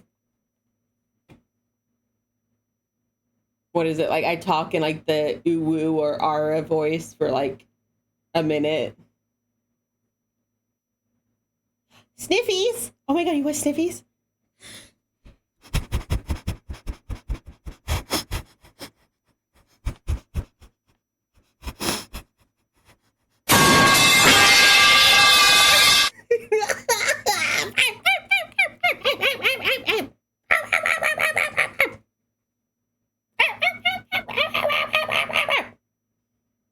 I told you.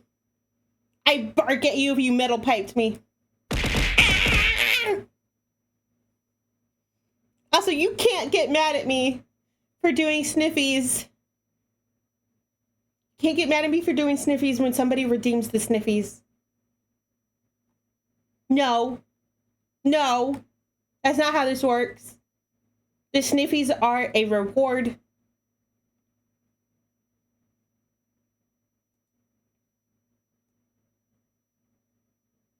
Okay, it can't be a punishment.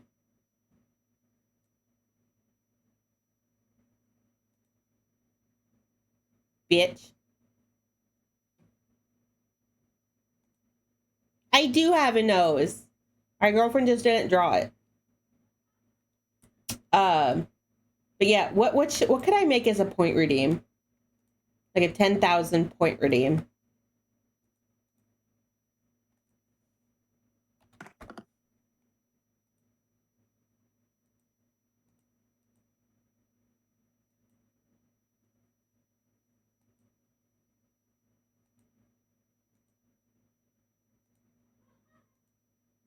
Minute-long metal pipe. Fuck that.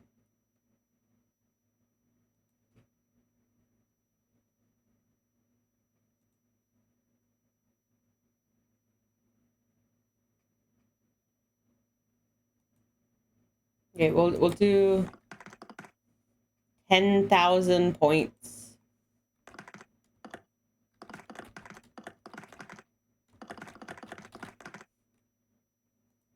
There we go. That's it. A 10,000 point mute buffin. Mute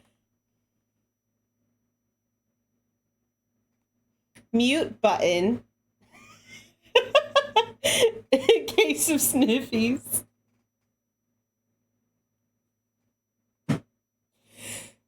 There you go.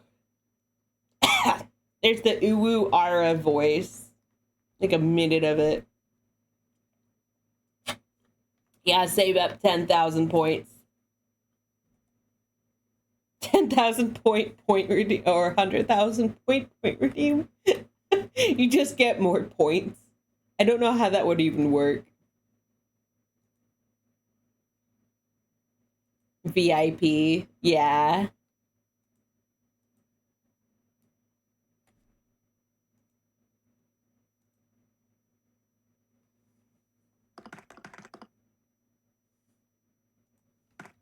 Vip. Vip. Vip. Vip. Vip. I gotta make new icons now. Icon, icon, icon, icon, icon, icon, icon, icon, icon, icon.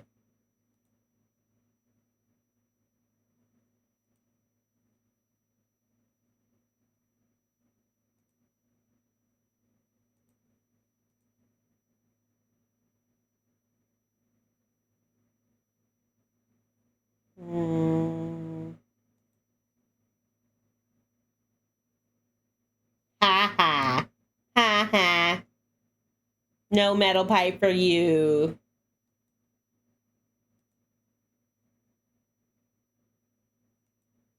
Maybe I don't want to draw any of my characters, bro. What the fuck?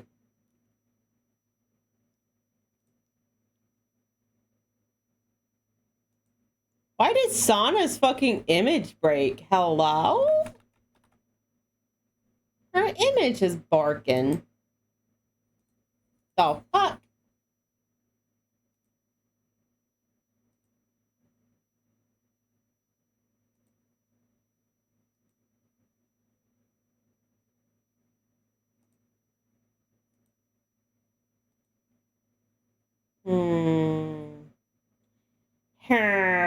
You know what? You know what? Let's draw my girl Aya, because I haven't drawn her in literally forever. Last time I drew her was in 2022 when I drew her icon. Bruh.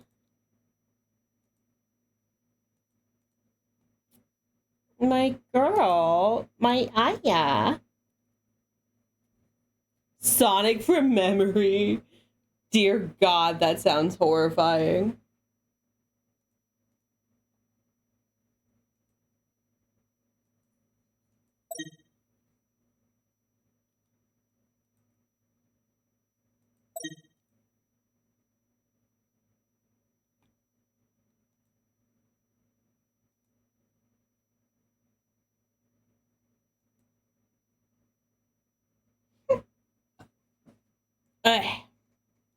Back to R/Slash. And planned to play together. We played together for quite a few times and had fun, but eventually I got bored of the game and went outside with my friends instead. My friends didn't like this guy, so we never invited him, and that's when he started to get a little clingy. He would constantly keep asking to play and wouldn't take a hint if I said no. He also asked our friend group if he could play outside with us quite a few times, and I didn't mind him and would have welcomed him, but some people in the group didn't want him there, so I went along with it. He started following me around a bit later and pestering me quite often. He would follow me around and talk about memes, YouTube videos, and Minecraft, often talking about it non-stop for up to 10 minutes without even giving me a chance to speak. This kept going on for quite a while, and the whole time I was getting more and more irritated. Yet, the more we spoke, the more I was getting irritated. I was too scared to back out of the conversation politely, which led to my irritation building up over time. Then, I had one bad day, which took away a life. One day, we were at the bus station and he approached me and started chatting. At one point, all the anger built up over time inside me exploded, and I snapped and I told him, "Just shut up! I was never your friend. We just played Minecraft together a few times. You're extremely annoying and nobody likes you." The next day, the teacher sat us down and told us that he had committed suicide. My entire world shattered. I instantly knew that what I said caused this. I was invited to the funeral, during which his parents spoke to me and revealed an extremely important detail about him. It turns out he was very autistic and had severe trouble making friends all his life, and he was obsessed with Minecraft. When he met me and we played, he became really happy and wouldn't stop talking to his parents about how he finally made a good friend. They knew me as his best friend. This shattered my world. Bro. I didn't know that he was autistic and that he considered me his only friend. I didn't realize how important our play sessions together were for him. But that doesn't justify what I did. I should have never said that. I still can't play Minecraft after a decade.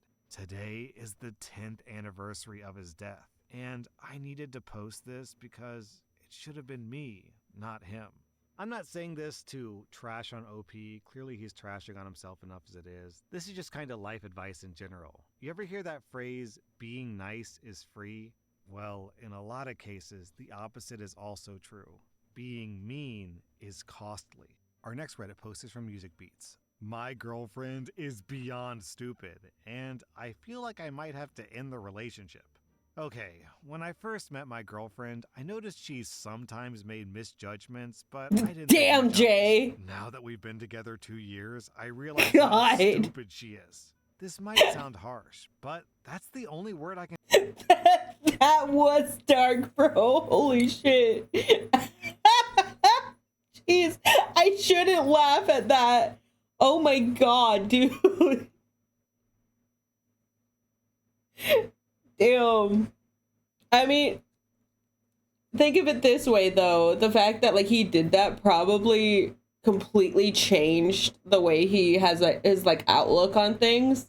So he knows better now than just say fucking stupid ass shit like that and be mean to people. Yeah.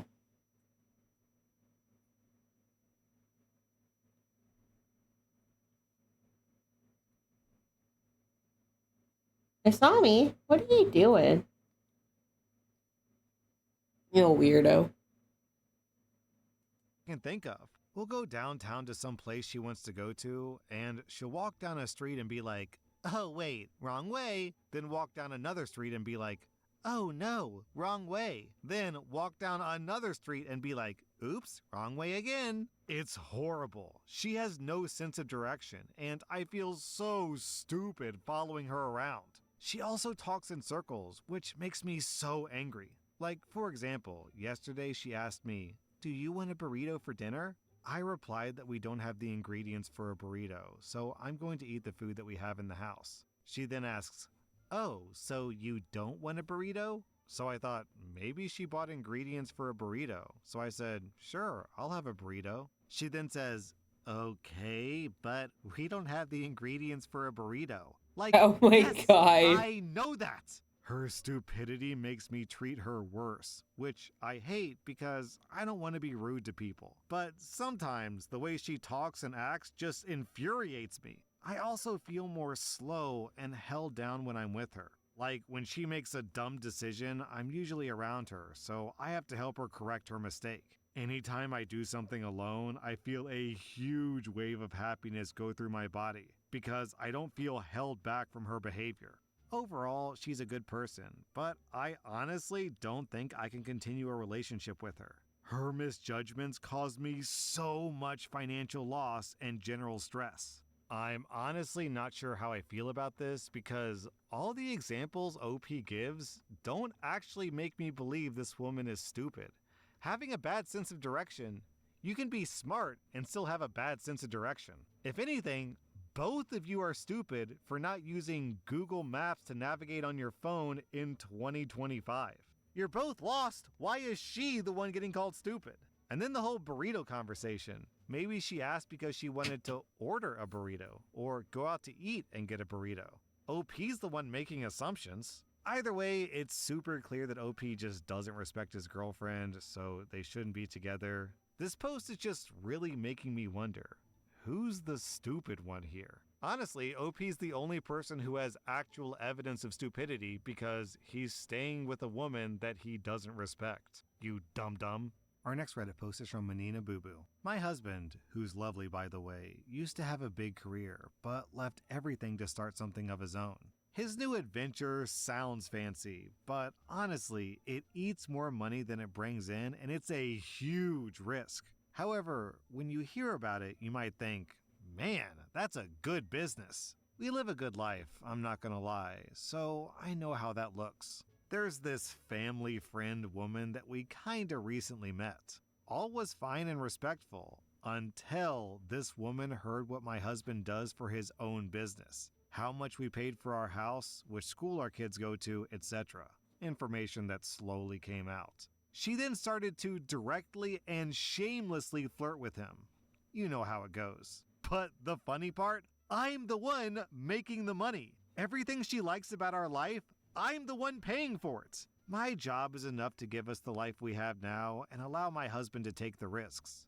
So, joke's on her, I guess. Would she start to flirt with me if she knew? Gosh, I hope not. Out of curiosity, I went into OP's account to try to figure out what her job might be, because I'm wondering, why does her job sound poor but make a lot of money, and why does her husband's job sound rich but make little money? And almost every single one of her posts is about reverse harem, which is about one girl screwing a bunch of guys. So maybe she's a romance author writing about gangbangs and threesomes and all that good stuff. Our next Reddit post is from Deleted.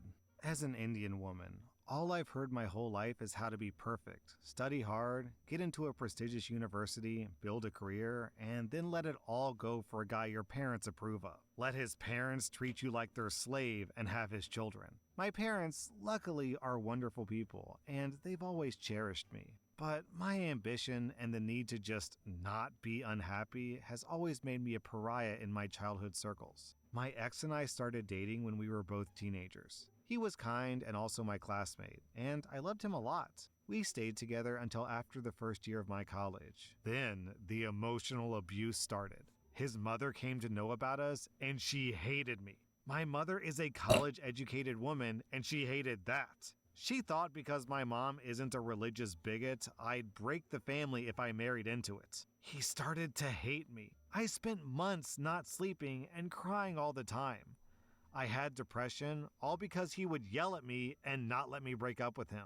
I'd go to his family functions, and his friends, especially a much younger family friend, would come up to me and sometimes take away the chair that I was sitting on, spill water on my sari, drop a curry on me while serving food, all while telling my ex's mom while I'm in earshot that I'm a whore who dates boys and does drugs. My ex would stand there and not defend me. Looking back, 19-year-old me was a massive idiot, and God, did the ordeal with my ex teach me life lessons. I told my dad because I couldn't eat properly, and I was in a horrible mental state. He called my ex up, and I don't know what he said, but he said that my ex wouldn't bother me again, and we should break up. Except he did bother me whenever he got drunk, and after a while, I blocked him. He also ended up marrying that family friend the moment that he had a job.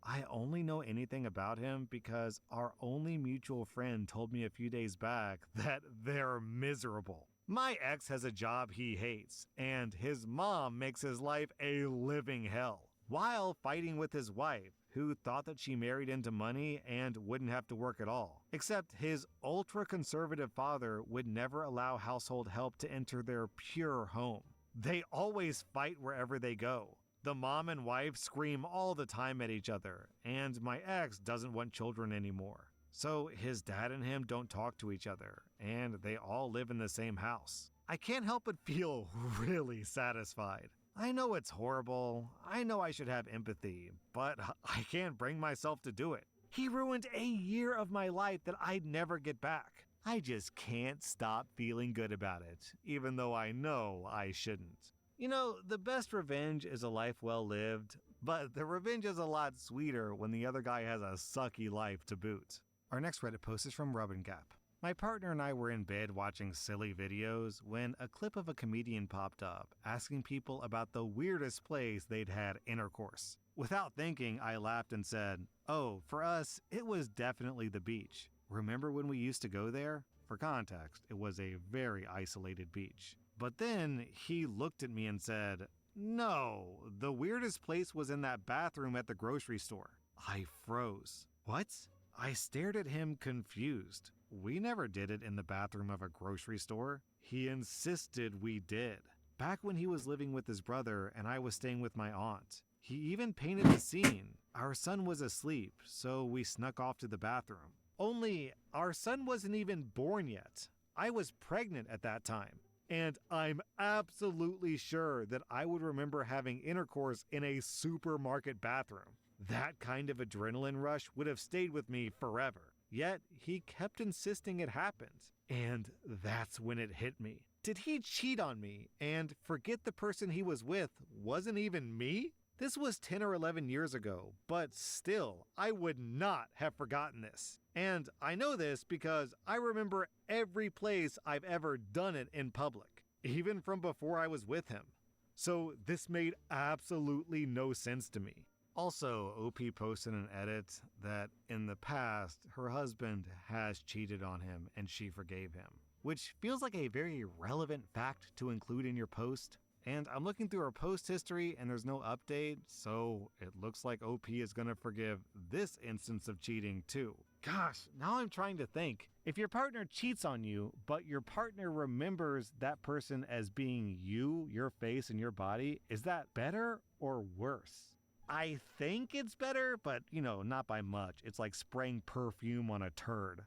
That was r/off my chest. And if you like this content, check out my podcast where I publish the exact same episodes. Also, hit that subscribe button because I put out new Reddit episodes every single day.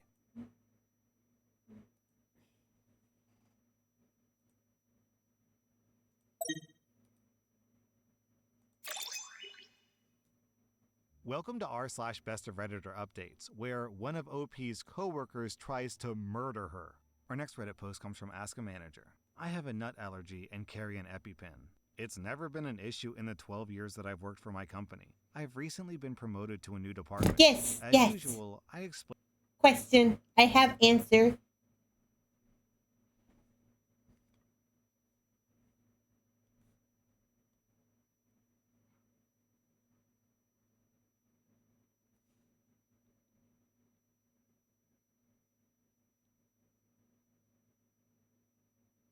Also, Miss June is so cute. It makes me feel like a little teacher. Yeah, I've drawn armor before. I'm not super good at it, but I can draw armor. Hold on. Do I still have it on here? No, but it should be in our DMs.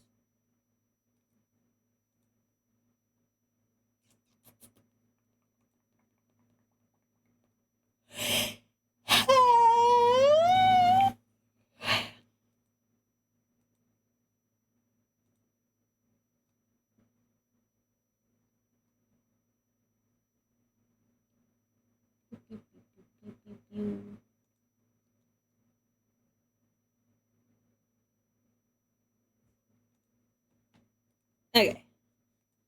It's not super a lot of armor, but this is Gray's character. I've drawn them a few times.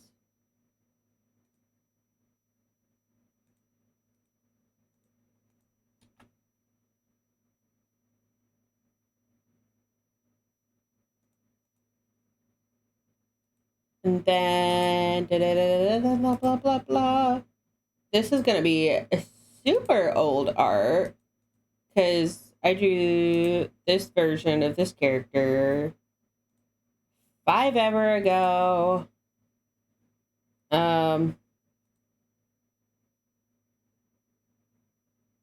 Also, it's on paper. Oh God, Jesus. That's from 2019.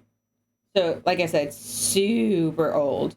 But like, I can get the general idea as long as I know what the armor is supposed to look like and stuff. I can usually work with it. Yeah. Super ancient ass art.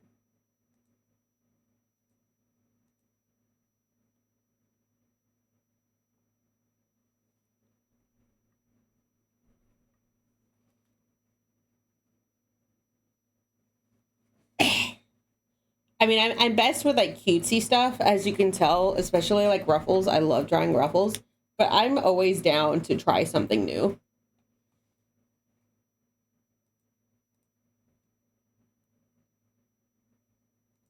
Like, let's see. This one's a recent one I did.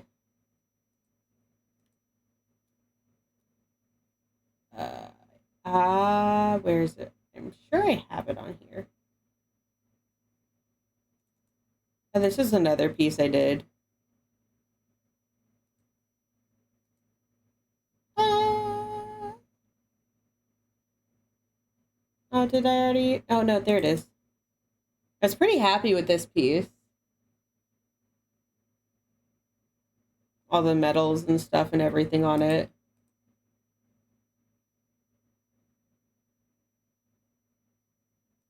Also, I haven't shown this one off, but this was a piece I did for my girlfriend because we had like a long-standing art trade, and I'd been needing to draw her a girl, and I was really happy with this one, honestly.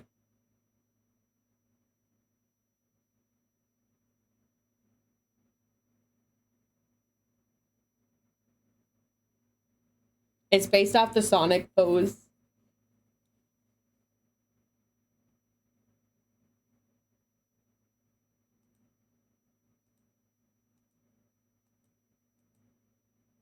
Yeah, I could do a lot of stuff.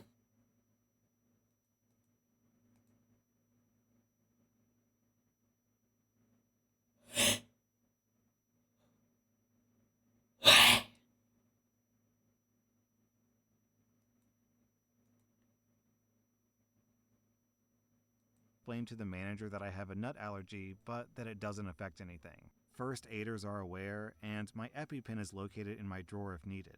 I said I was only letting him know because sometimes I don't join in team buffets and bake-offs, and I don't want to appear rude.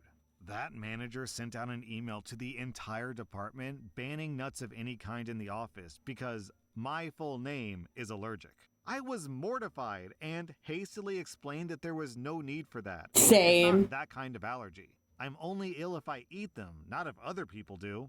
The manager refused to withdraw or clarify the email and declared the whole department is now nut free. When I asked why, I didn't know if I was gonna be able to pull it off, and I had to use like the actual like art itself to reference the pose, but it came out really well. Honestly, I was really happy with it, or am really happy with it still.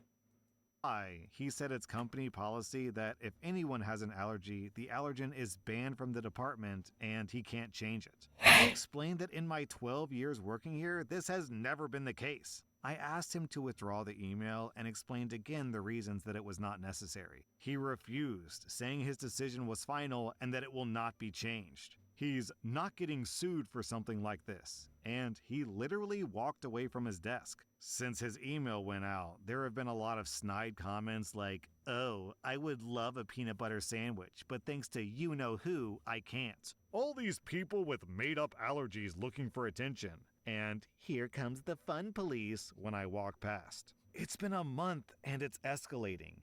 Every day this week, I've come into many Snickers bars lined up along my keyboard. Everyone denies Bro. responsibility. I've tried to just laugh it off, but it's starting to really affect me. The change of department is a promotion, and I was so excited to learn and develop new skills. But I want nothing more than to go slinking back to my old position where the staff were lovely. I'm worried if I do ask to transfer back to my original department and pay grade, I'll be passed over for future promotions for being flaky and unreliable. Is it even possible to apply for a demotion? What can I do? Then, 2 months later, OP posted an update. I did approach HR, who advised me to speak to my boss if I felt that I was being bullied. Obviously, that wasn't feasible as the boss was fully aware of what's going on. I scheduled a meeting with the head of site, who was second in command to the CEO, and laid out everything that had been happening. The bullying, but also the toxic environment. He promised me the situation would be investigated and to log every single incident in an email to him personally. I felt incredibly stupid having to send email after email listing the many incidents that occurred. But I logged everything. He came in personally one morning to catch the person putting nuts on my desk. She was fired instantly. It was the boss's right-hand woman who believed that she should have gotten the promotion, not me, and this was her attempt to make me leave. The boss was suspended pending investigation. It turns out that for the last 4 years, he hadn't been doing any paperwork. During the investigation, they also looked into staff turnover, and there have been numerous accusations of bullying which have been ignored, and a high number of staff have quit. The boss resigned last week before they could fire him, and I know it's unkind, but I'm absolutely thrilled. it's been hard work making changes within the department. There's been some pushback, and major changes have needed to be made. 2 staff have quit because they now actually need to perform. But we have 2 staff from different departments and a new manager who are all incredible. The head of site has been incredibly humble about it, which I didn't expect. He apologized and acknowledged that this should have been picked up years ago, and assured me that going forward, the business will be putting more measures in place to ensure that it can't happen again. Most of the people in this story sound so stupid. The boss obviously is incompetent, but then OP goes to HR and is like, hey, my boss isn't helping me, and HR is like, have you tried talking to your boss about it? HR clearly didn't want to do any work and just kicked the can. Our next Reddit post is from r/AskWomenOver30. I'm struggling to rebuild my self-worth after my ex-fiance left me for a woman who seems to be a younger, smarter, prettier, and better version of myself. I know it's probably hard to believe given how nauseatingly pathetic I sound right now, but before this happened, I really felt like a confident and content human being. Almost all of my current friends are mutual friends with my ex-fiance, so I don't want to embroil them in this drama or compel anyone to choose sides or feel uncomfortable. I was with my ex-fiance for 7 years. He's the only romantic partner I've ever truly loved. I definitely want the head over heels in love with him. Even now, after all this, I still feel that way about him. He's charming, goofy, kind, quick-witted, interesting, ambitious, and gorgeous. We got engaged 2 years ago, but we're not in a rush to get married. About a year ago, we began to seriously contemplate trying for a baby. We had lived together happily for 6 years. We'd done all the traveling and partying we wanted to do in our 20s, and we were excited to start our family. Over the next 6 months, he was much busier than normal, but I didn't think anything was wrong. I did my best to alleviate any extra stress he had, though I was experiencing some extra pressure at work too, by taking over all the housework and errands, helping him organize and pack for trips, and just being understanding when he would work very late or need to leave for a week or two. We didn't spend as much time together during that period, and I missed him a lot, but I thought that we were still happy. When the 6 months were over, our schedules reverted back to normal. I felt relieved, until I started to notice him becoming more distant, despite the fact that we finally had more time together. He started going on his phone more frequently when we were together, and seemed to be more protective of his phone. I'm not generally a jealous person, and I trusted him completely, so I didn't think much of it. Then, one day, after another month had passed, I brought up the topic of trying for a baby as we discussed. I could immediately tell that something was wrong. He was quiet for a while, and then he unleashed a flood. He said he was unhappy with our relationship and had been for some time. He said that he cared about me deeply, but that the spark in our relationship had died and that he tried to convince himself he could live without that spark, but had ultimately decided that he couldn't. He said that I'd done nothing wrong and in fact was the perfect partner, but that didn't change the fact that he couldn't shake this nagging feeling that I wasn't the one for him. He said that he didn't want to hurt me, but that he couldn't condemn himself to a lifetime of settling for someone that wasn't his dream girl, even though he didn't know if his dream girl existed. He said that he was sorry, but he couldn't live a lie anymore. I don't think I said a single word as he was telling me all this, because I just felt so utterly shocked and blindsided. I just stood there, staring and listening and crying silently. When he finished, all I could utter was something like, "Okay, I'm sorry. I didn't know. Do you still love me?" He paused for a while and then said that he loved me but wasn't in love with me anymore. We proceeded to spend the whole night discussing his feelings and our relationship until we were both so exhausted we couldn't cry anymore and the sun was coming up. He said that he was sorry again and it was probably best if he stayed at a friend's place, so he packed up some stuff and left. That was about 5 months ago. We never really talked in person again. His brother and his best friend came over that weekend to get the rest of his stuff, and I just left while they were packing because I couldn't stand to be there. I felt so shocked and numb and traumatized and tired that I didn't even cry much. I couldn't really process what was happening as I went through the motions of moving out and explaining the situation to my family. When I finally moved into my new place and sat alone with my boxes, I completely broke down. I couldn't stop crying and dry heaving. I ended up using 5 vacation days to take off a week of work, which really irked my manager. I could not get out of bed. I barely ate, living off this old tub of peanut butter. I looked through all our old pictures and tried to figure out where it all went wrong. Then, for 4 months, I tried my best to move on. I deleted all my social media apps so I wouldn't have to see them. I dove into work. I ramped up my hobbies. I exercised to keep my mind occupied. I met with friends and family and pretended everything was okay.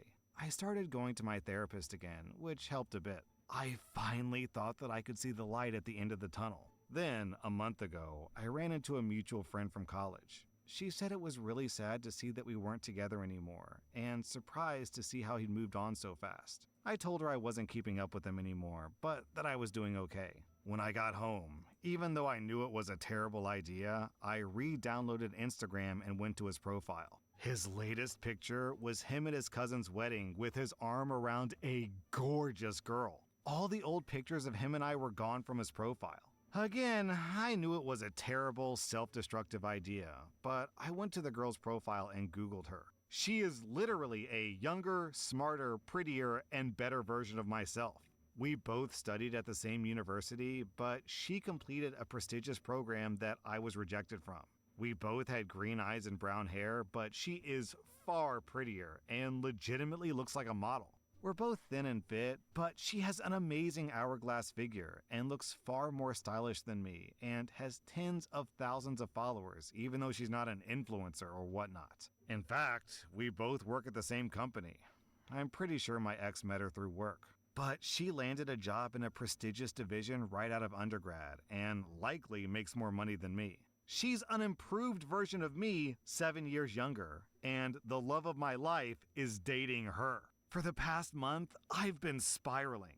I can't stop stalking my ex-fiancé and this girl. I look at her Instagram every day and torture myself with her gorgeous pictures. She's posted a dozen pictures with my ex over the past few months, and he looks so happy, healthy, and fit. They've gone on trips together, he's brought her to his hometown, and he's even posted a picture of them with a mushy caption which he never did when we were together. I have no evidence, and I don't think my ex would do this, but I now suspect that he was interested in her while we were together. She started at the company about a year ago. I'm so paranoid of running into them.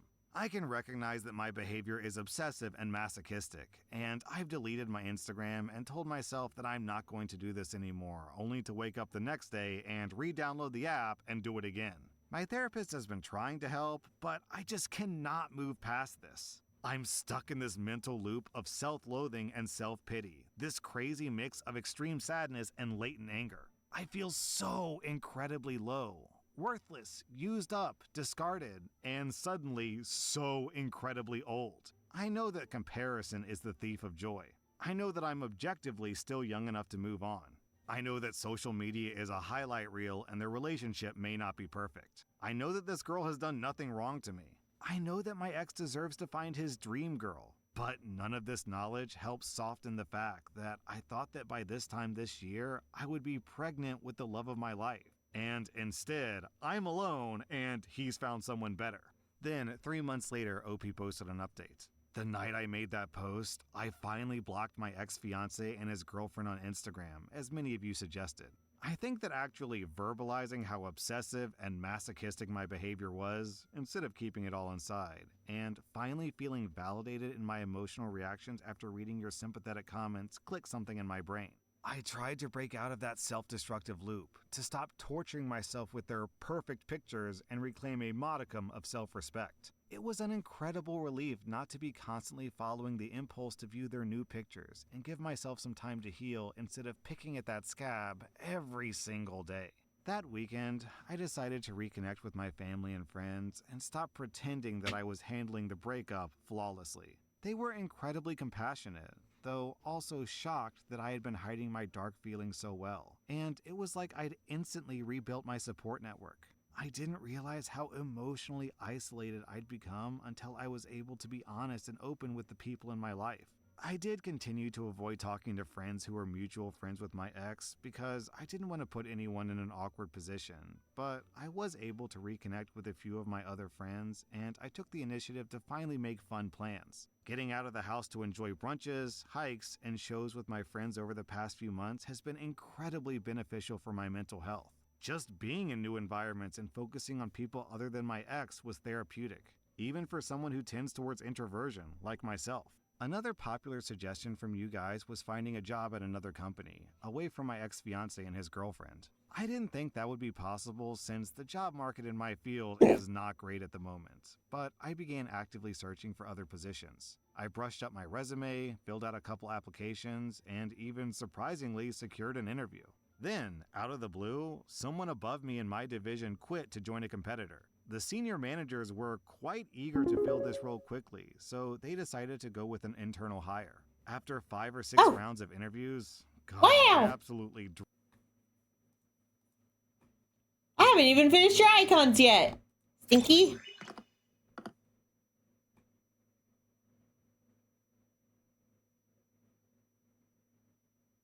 Whoa. Okay. Is he? Hey, you got paid. You got paid, so I got paid.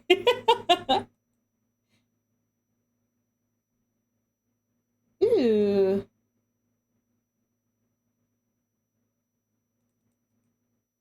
Armor bunny. Yes. Oh, that's a really cool design. The fuck?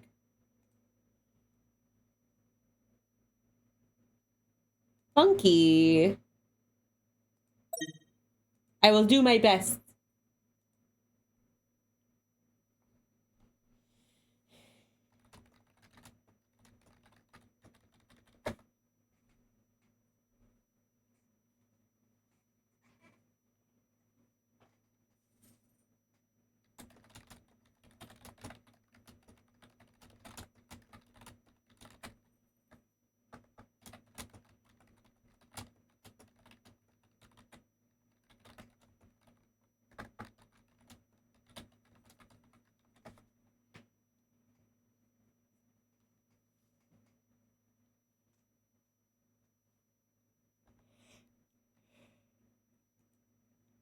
Hey.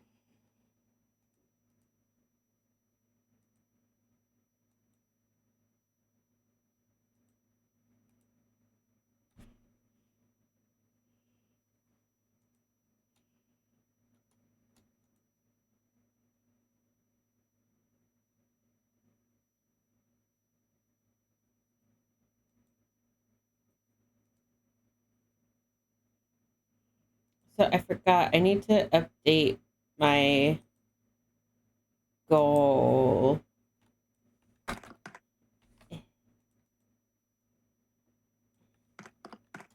Money for bills.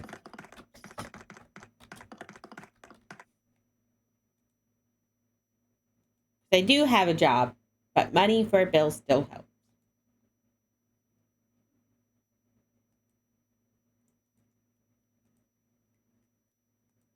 But yeah, hell yeah. Which actually, at work, I literally made sketches for all of my commissions at work. So I can mark everything as has sketches. Also, I did start the sketch on this one. Okay. These are going to be updated to... The way I typed that sounded like the fucking Mario theme.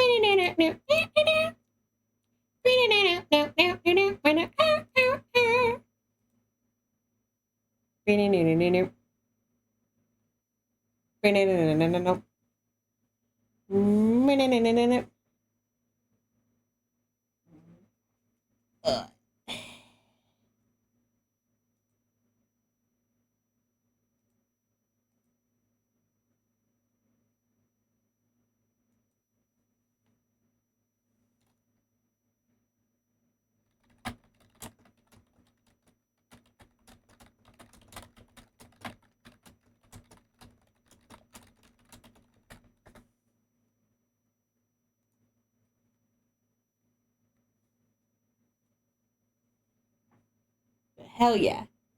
Excited for that. dread interviews. I got the job. I'm so grateful for this promotion.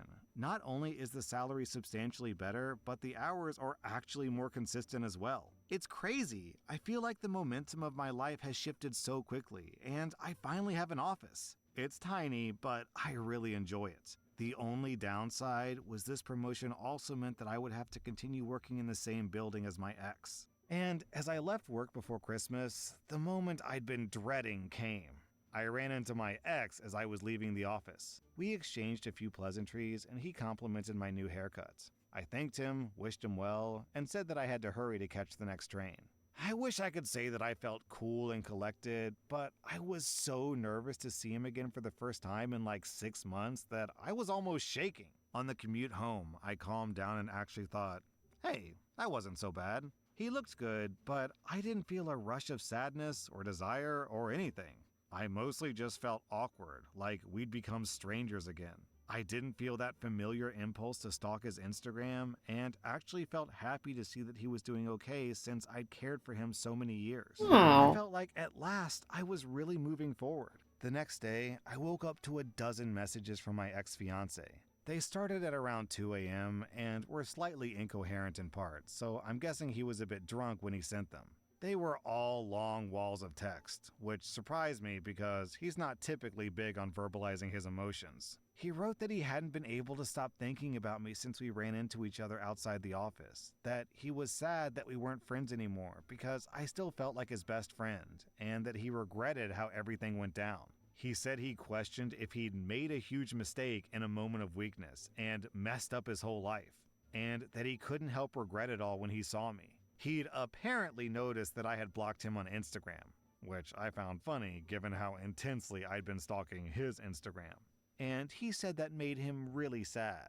I gathered from his messages that he had likely broken up with the woman I'd seen on his Instagram because he said that he felt like he had been searching for some ideal woman who doesn't exist, and that he wanted to reignite our spark after failing to find that same spark with other people. I'm not gonna lie, it was shocking to read his texts, and I was trembling and struggling to process a lot of it at first. Part of me wanted impulsively to give him another chance. But after taking a day to mull over his words, I ended up feeling like he was less sorry that he'd lost our relationship and more sorry that the greener pastures he sought weren't as green as he'd imagined. I tried to respond kindly but firmly, saying that I really treasured and appreciated our relationship, but that I felt like I could no longer trust him to the same degree I once did, and that I felt like it would become confusing and painful for us to become friends in the near future. I told him how hurt I felt when he blindsided me after promising that nothing was wrong, and how I struggled for a long time to figure out what was missing in our relationship, but ultimately felt that as long as he thought the missing part was so crucial that he wanted to leave all those years together, then we probably aren't meant to be together. I wished him the best. He didn't respond to my messages. I was a bit shaken by the whole thing, but I proceeded to enjoy my holiday break with my family and even elected to go to my friend's New Year's Eve party, which I was considering skipping. Well, I'm super glad I didn't skip the party because I ended up meeting a wonderful man there. He's funny, intelligent, cute, interesting, compassionate, and is eager to settle down and have kids after also somewhat recently exiting a long-term relationship. We've gone on 3 dates so far, and at the risk of sounding too enthusiastic, they've been the best dates of my life. We want to take it slow since we were both in long-term relationships a year ago, but we've been stunned by how compatible our personalities and interests and goals are. And frankly, we're also both quite keen to start a family as soon as possible. So, while I'm trying not to be overly confident in this relationship, I'm also super excited to see where...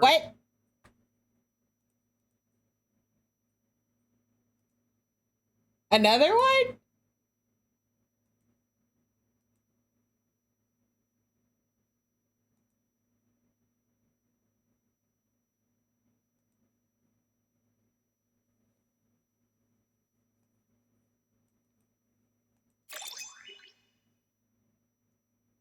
Okay. Slay. I could do that. I'll definitely have to simplify everything, but absolutely, my guy.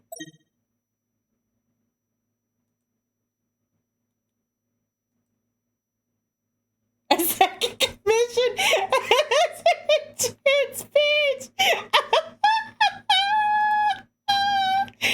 Bro.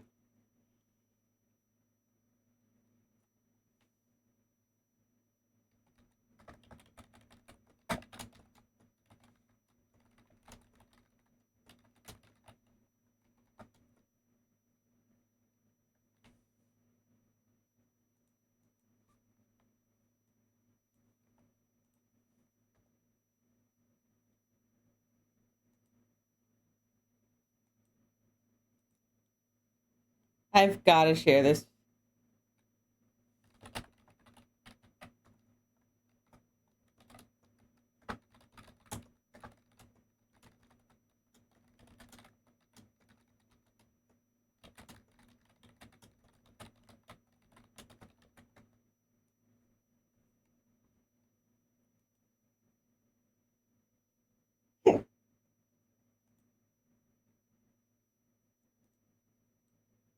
Meme bank. This is going into the meme bank. I love it. That's great. A second commission has hit June's page. Thank you. I wasn't expecting that to be one of the fucking attachments, dude.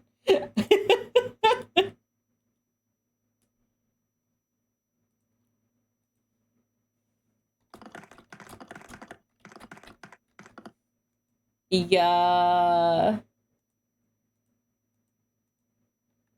I really should have my Trello as a set link for people to find somewhere. Hold on. Okay,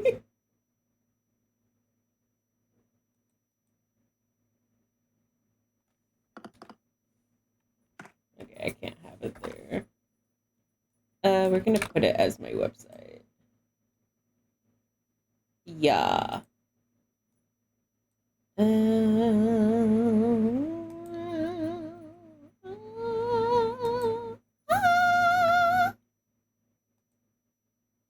Okay.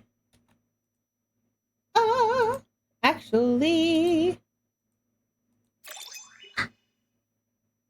I do not have my VGen linked on my card. I should change my VTuber comms to say that.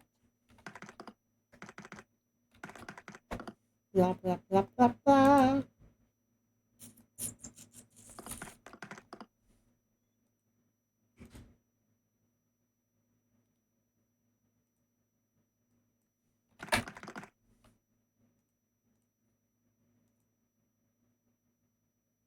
It's great. Okay.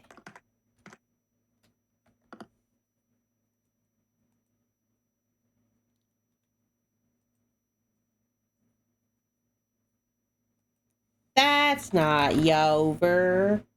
Well, it is Yover, but it's not the thing that I wanted.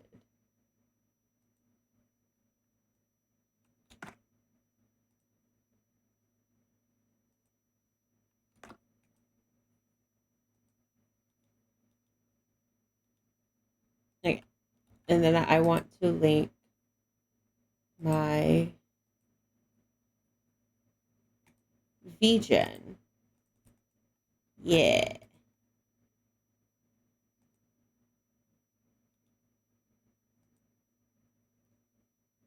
So the section where it says VTuber comms is going to be VGen.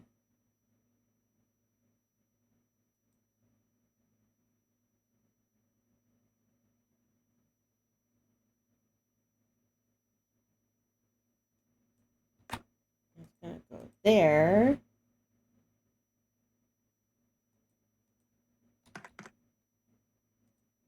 Yeah.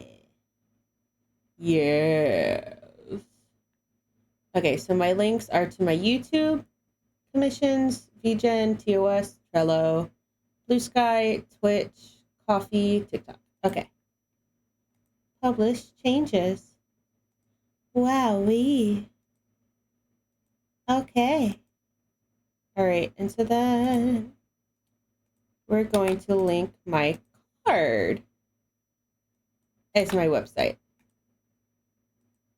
Actually, don't I already have? Oh no, I used to have Redbubble linked on here, but I don't. I should definitely change that at some point. Okay.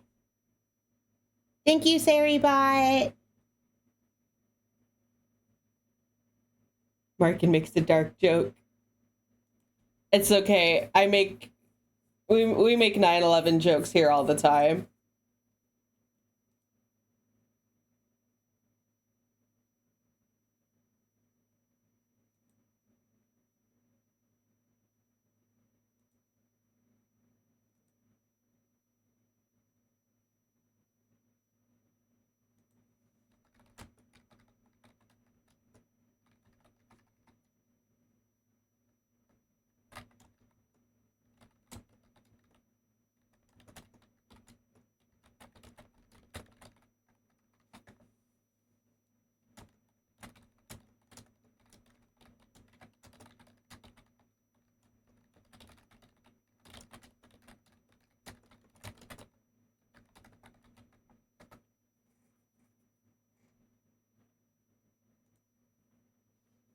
Makes TV of George Bush accidentally. Yeah. Okay. Let us continue. Wah, wah, wah, wah, wah, wah, wah. I'm really happy with how this is looking so far. I've missed doing personal art like this, bro. Blech. There it goes. So, in conclusion, thanks in large part to the advice I received 3 months ago in this subreddit, Thank I you. emerged from a very dark place, and I'm now cautiously optimistic about my future for the first time in a long time.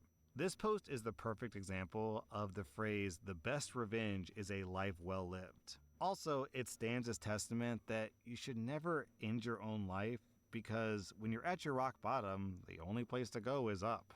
That was r/best of Redditor updates, and if you like this content, check out my podcast where I publish the exact same episodes. Also, hit that subscribe button because I put out new Reddit videos every single day.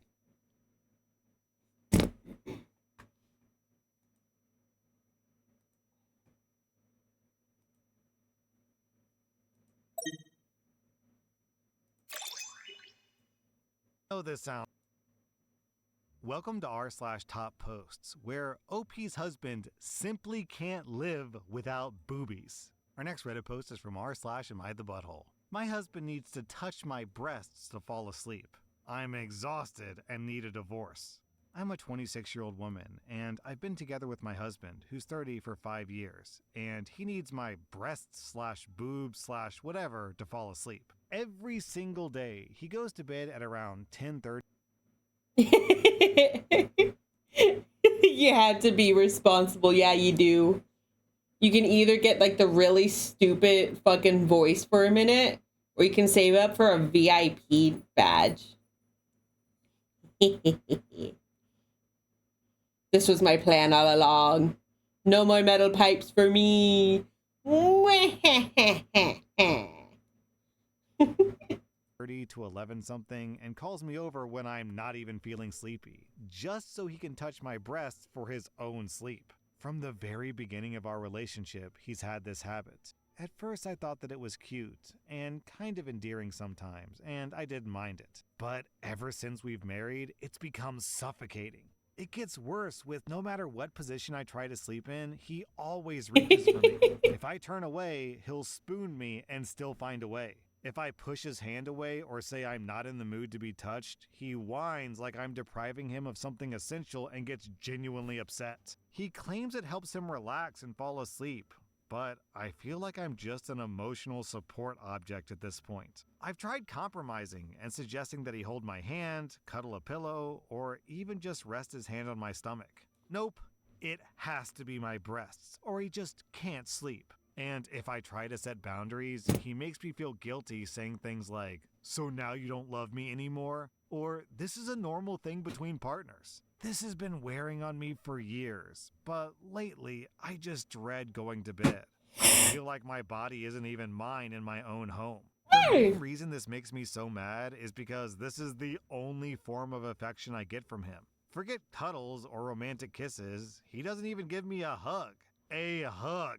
The last time I got one was on my birthday, and that was a year ago. He only needs my boobs. I finally snapped last week after a long day when he reached for me again, and I told him I can't live like this anymore. He got angry and accused me of being dramatic and said that I was threatening our marriage over something so small. Bruh. But to me, it's not small. It's a constant daily violation of my comfort. What makes this even worse for me is the fact that my husband does nothing to help me at home.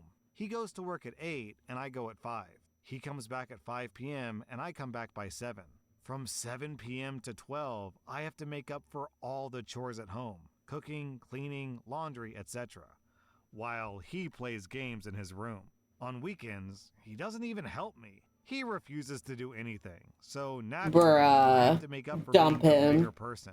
And when it's time for him to fall asleep, he calls me over to touch my breasts, while I have to wait it out until he falls asleep so I can go back to housework. He doesn't lift a finger. I know this sounds stupid and ridiculous. I probably sound like a whiny child venting, but I can't anymore. I called my sister, who I'm closest to, and told her everything. She said that I'm weird for divorcing over something like this. I called my best friend of a decade, and she said that she understands me, but divorce is just overblown. I'm going crazy. I don't even know if I'm being Nah. so ridiculous at this point. You're I don't even know how to not. bring this up to my mom, mother-in-law, or anyone at all. I feel like a butthole for considering divorce over something like this. Am I the butthole? Will people ever take me seriously? Girl, you're not wanting divorce just for the booby touchies. You're wanting divorce because dude doesn't fucking do anything but sit on his fucking ass. The fuck you mean that the only reason you're divorcing him is because he touched your tits? My girl, you got a man child that needs to suck on a titty just to survive. Like, that ain't, no. It's not how that works. You still need to, like, provide and help around the house, especially if you're both working. Like, my girlfriend cooks most of the time, so I'll clean the dishes. But every now and again, she'll still do the dishes. And she scoops the litter boxes, but I change the litter boxes and then I feed the cats.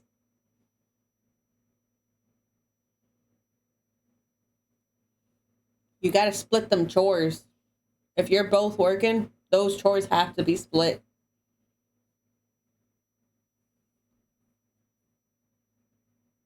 I knew that if I scrolled down far enough, I would read a comment that's roughly this. I don't give a damn writes, Jesus, just say, may I sleep with a finger up your anus? It's the only way I can sleep, and if you say no, you don't love me. It's totally normal between partners to do things the other person doesn't want. What a turd nugget. Coincidentally, turd nuggets is what you'd be feeling all night if you slept like that.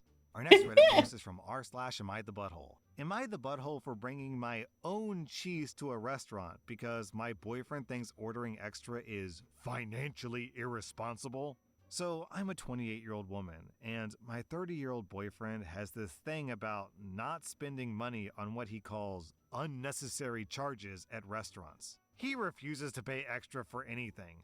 Guac, sauce, cheese, you name it. He says it's a scam and that restaurants prey on people by charging for extras. Which, fine, live your truth.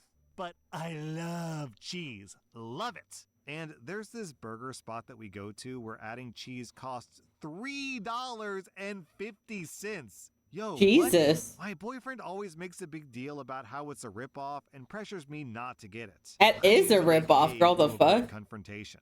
But this time, I decided to be smart. Before we left, I put a couple of slices of my own cheese in my purse. When my burger arrived, I casually took them out and put them on the patty. My boyfriend looked horrified. He asked me what the hell I was doing, and I said, saving $3.50. He got so embarrassed. I mean, she's Saying that I was making right. him look bad and that it was tacky and disrespectful to the restaurant. I reminded him that he's the one who refuses to pay for cheese, so what's the problem? Now he's upset, saying I should have just gone without and that I made a scene. But literally no one noticed except him. He thinks I humiliated him. But I think he set himself up for this by making such a big deal about cheese in the first place. So, am I the butthole for bringing my own cheese instead of accepting the upcharge scam or sacrificing for the greater good of financial responsibility? $3.50 for a slice of cheese is criminal. I actually That do is a agree with your boyfriend scam. on that part. However, it's very clear that this isn't about the cheese and it's not about the $3.50. It's about control. This boyfriend just insists on OP doing what he wants to do the way he wants to do it. So I don't blame you at all, OP. I think you're being quite financially responsible, to be honest. Our next Reddit post is from Deleted. I've been with my husband for 6 years, and he's barely raised his voice in that time. Very zen, but also usually pretty timid in public. He's a big guy, so people rarely mess with him, and I didn't think that he was even capable of fighting. However, a few days ago, we went to one of his friends' places for a chill gathering. One of the host's friends showed up drunk and was jovial but raising his voice and yelling and talking over everyone. He didn't seem angry or aggressive, but he was being jolly to a belligerent level. He was touching everyone, and my husband looked really uncomfortable as he's touch averse, even with me. We can't cuddle for more than a few minutes without him getting prickly. The guy came over to my husband and offered to shake his hand, and my husband held up a hand and said, "I'm good, thanks." This seemed to only spur on the drunk guy, who went to reach out a hand to put on his shoulder. My husband took a step back and said, "I'm not messing around, don't touch me." And his face just looked dark, like I've never seen it before. He was breathing hard and balling up his fists. The other guy wouldn't take the hint and went for a hug. It was a complete blur. I was looking directly at him, and I barely saw what happened. There was a loud pop and a crack, and the drunk guy collapsed, totally unconscious. My husband stepped over him and walked outside, and everyone was trying to wake the guy up. He started shaking and groaning, and ended up having to go to the hospital because he had a seizure. My husband was just sitting outside on a bench, staring off into space and smoking a cigarette. I'm not gonna lie, I went off on him and was yelling and screaming, and he just didn't react at all. He just said, "I told him not to touch me." Yeah. This morning when I cooled off, I asked him again, and he gave me the same answer. I asked him if he even felt bad about it, and he said, "No, why should I?" Yeah. I get not wanting to be touched, but the complete lack of remorse or even caring about the guy's health is terrifying to me. He got a call from the friend who hosted the gathering today, telling him the guy he punched was going to be okay. My husband just said, "Why are you telling me? It's kinda not my problem." Like, yes it is. Is he some sort of sociopath who's just really good at hiding it? Nobody No. does that. I'm actually scared of him now, and I've been sleeping on the couch the last 2 nights. I can't believe I never saw this before. How could I be so stupid? He was never shy or timid, he was just emotionless. Okay, there's an update, and I'm just going to assume before I read this that to me this sounds like the guy's been like abused or he was bullied or something in the past, and this is kind of like a knee-jerk reaction. So I have a feeling the wife is going to look like the bad guy here for yelling at him instead of trying to be supportive and understanding, but who knows, I could be wrong. To summarize, the police came and took a statement. I was shaken by what happened initially and reacted out of fear and anxiety and said some stupid, selfish things. The last few hours I spent cuddling his chest and just being there physically. He didn't freak out or get uncomfortable, and I asked him if it was okay quite a few times. I apologized that he had to go through that and told him that I know that he was upset and I freaked out. And it must have been really difficult for him to be in that situation, feeling so cornered and violated. I reassured him that everyone reacts differently. I told him that what happened scared me, but he was within his rights to do it, and I just needed some time to work on my emotions regarding it. I made it clear that if someone were doing the same thing to me, I wouldn't be upset if he did that to them, and that I was being hypocritical when I got upset with him because of that. Turns out the majority of you were right. It was a trauma response. His dad beat him until he was bigger and stronger than his dad. And then Bro. his dad turned on his younger brother. When my husband was 18, my husband nearly beat his father to death before taking his little brother, who was 12 years old, away from that horrible home. A couple of people were wondering how big he is. He's 6'4" and 275 pounds. The drunk guy was nearly as tall as him, but not as bulky, but clearly could have been a threat. My husband's 30 now, and he said that's the last time he laid hands on anyone, and he would never do it unless he had good reason. Certainly never with me. And I believe him. He let down his shell and cried to me, and I told him that I'd be there to support him if he just needed some time, or if he wanted to pursue therapy. The comment saying he deserved better broke my heart. I want to be better. He got another call from the cops who said they're closing his case because there's nothing there. The drunk guy would have been guilty for simple battery, and my husband would be guilty of aggravated battery. But it's roughly equal since the other guy instigated, and my husband was literally backed into a corner. The drunk guy felt really bad and didn't want to pursue anything. Thank God. But yeah, my husband admitted that he went too far without me needing to say anything. He said he wasn't proud of what he did, but he felt so embarrassed he played it off as indifference to save face in front of me. I told him he didn't need to, that I've seen him at his worst moments and never judged him before, and I'd do my best to change the situation for the better. I just kept apologizing, and once the tears started coming out, I held him and let him cry for a long time. We're gonna be okay. Everything's gonna be okay, and I'm going to be with him every step of the way. It sounds like both the husband and the wife had a very emotional reaction during that moment, but luckily it sounds like they both have a decently high EQ and are working through this in a very, very healthy way. This Yeah. story reminds me of a quote from a book. There are three things all wise men fear: the sea and storm, a night with no moon, and the anger of a gentle man.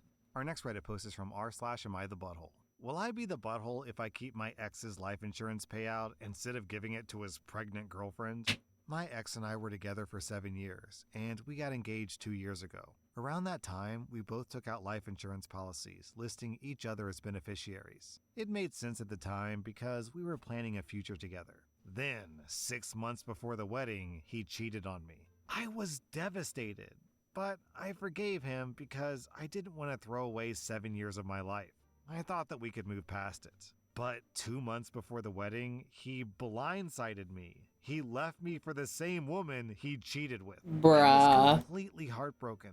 I begged him to reconsider, but he told me he had moved on and that I should too. It took me a long time to heal, but I eventually accepted that he had made his choice. Over time, I worked on rebuilding my life. That was a year ago. I updated my own life insurance policy, assuming he would do the same. Then, last week, I got the unexpected news that he had passed away suddenly. It was shocking, but what surprised me even more was getting a call from his sister. Apparently, he never changed his beneficiary, which means that I'm set to receive a $100,000 payout. Now, his Damn. girlfriend, the woman he left me for, has reached out, asking me to give her the money. She's pregnant with his child and currently unemployed. She says the money should go to her and the baby because I'm just the ex. I understand that this is a difficult situation, and I have sympathy for her child. But at the end of the day, this was his responsibility. He had an entire year to update his policy, and he didn't. I wasn't expecting this money, but legally, it is mine.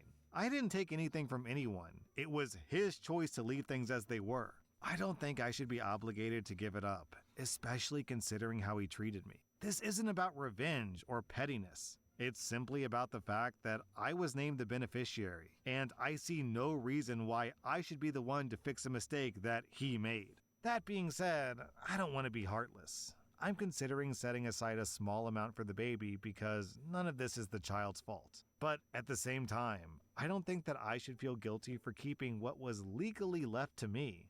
Am I the butthole? I'm looking through the Nah. comments, and a lot of people seem to assume that the boyfriend would have wanted to change the beneficiary to his new girlfriend, but actually, it's impossible to say that. It is entirely possible that he intentionally left the beneficiary the way that it was because, maybe he felt guilty about cheating on his ex. Maybe he still has feelings for her. It's literally impossible to say. The only thing we know for sure is that he decided to make OP the beneficiary and he never decided to change it. So legally, yeah, the money is OP's, but also, in my opinion, morally, it's also OP's. That was r/top post from Reddit, and if you like this content, check out my podcast where I publish the exact same episodes. Also, hit that subscribe button because I put out new Reddit videos every single day.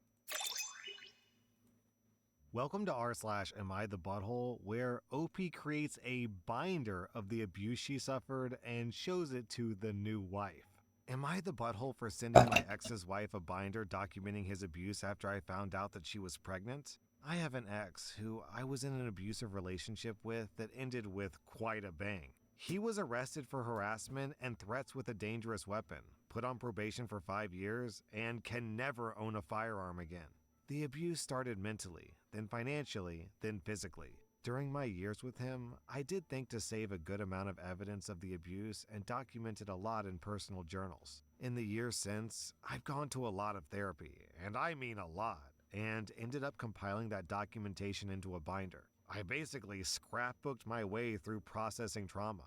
And that binder has been sitting in a storage unit since I moved in with my now husband. Well, I knew that my ex ended up marrying a girl that I knew from high school who was sweet and smart and very liberal. My ex is a deadbeat with a misspelled tattoo that he did on himself, and he wished that he was at the Capitol on the 6th. But that pair never made sense to me, and I just prayed that he was capable of change and didn't do what he did to me to her. When I found out that she was pregnant with his kid, I couldn't stop worrying about her. I found out, as expected, the story she got from him was that I was crazy and a cheater and I made things up. And she likely didn't even know about his arrest and conviction. I don't know what their relationship was Guys, like behind closed chill out. doors, but I knew that I'd have an endless amount of what ifs if he had a child with her and was anything like he was with me, because nobody deserves the treatment that I got, and no child should ever have to see that or think that it's okay.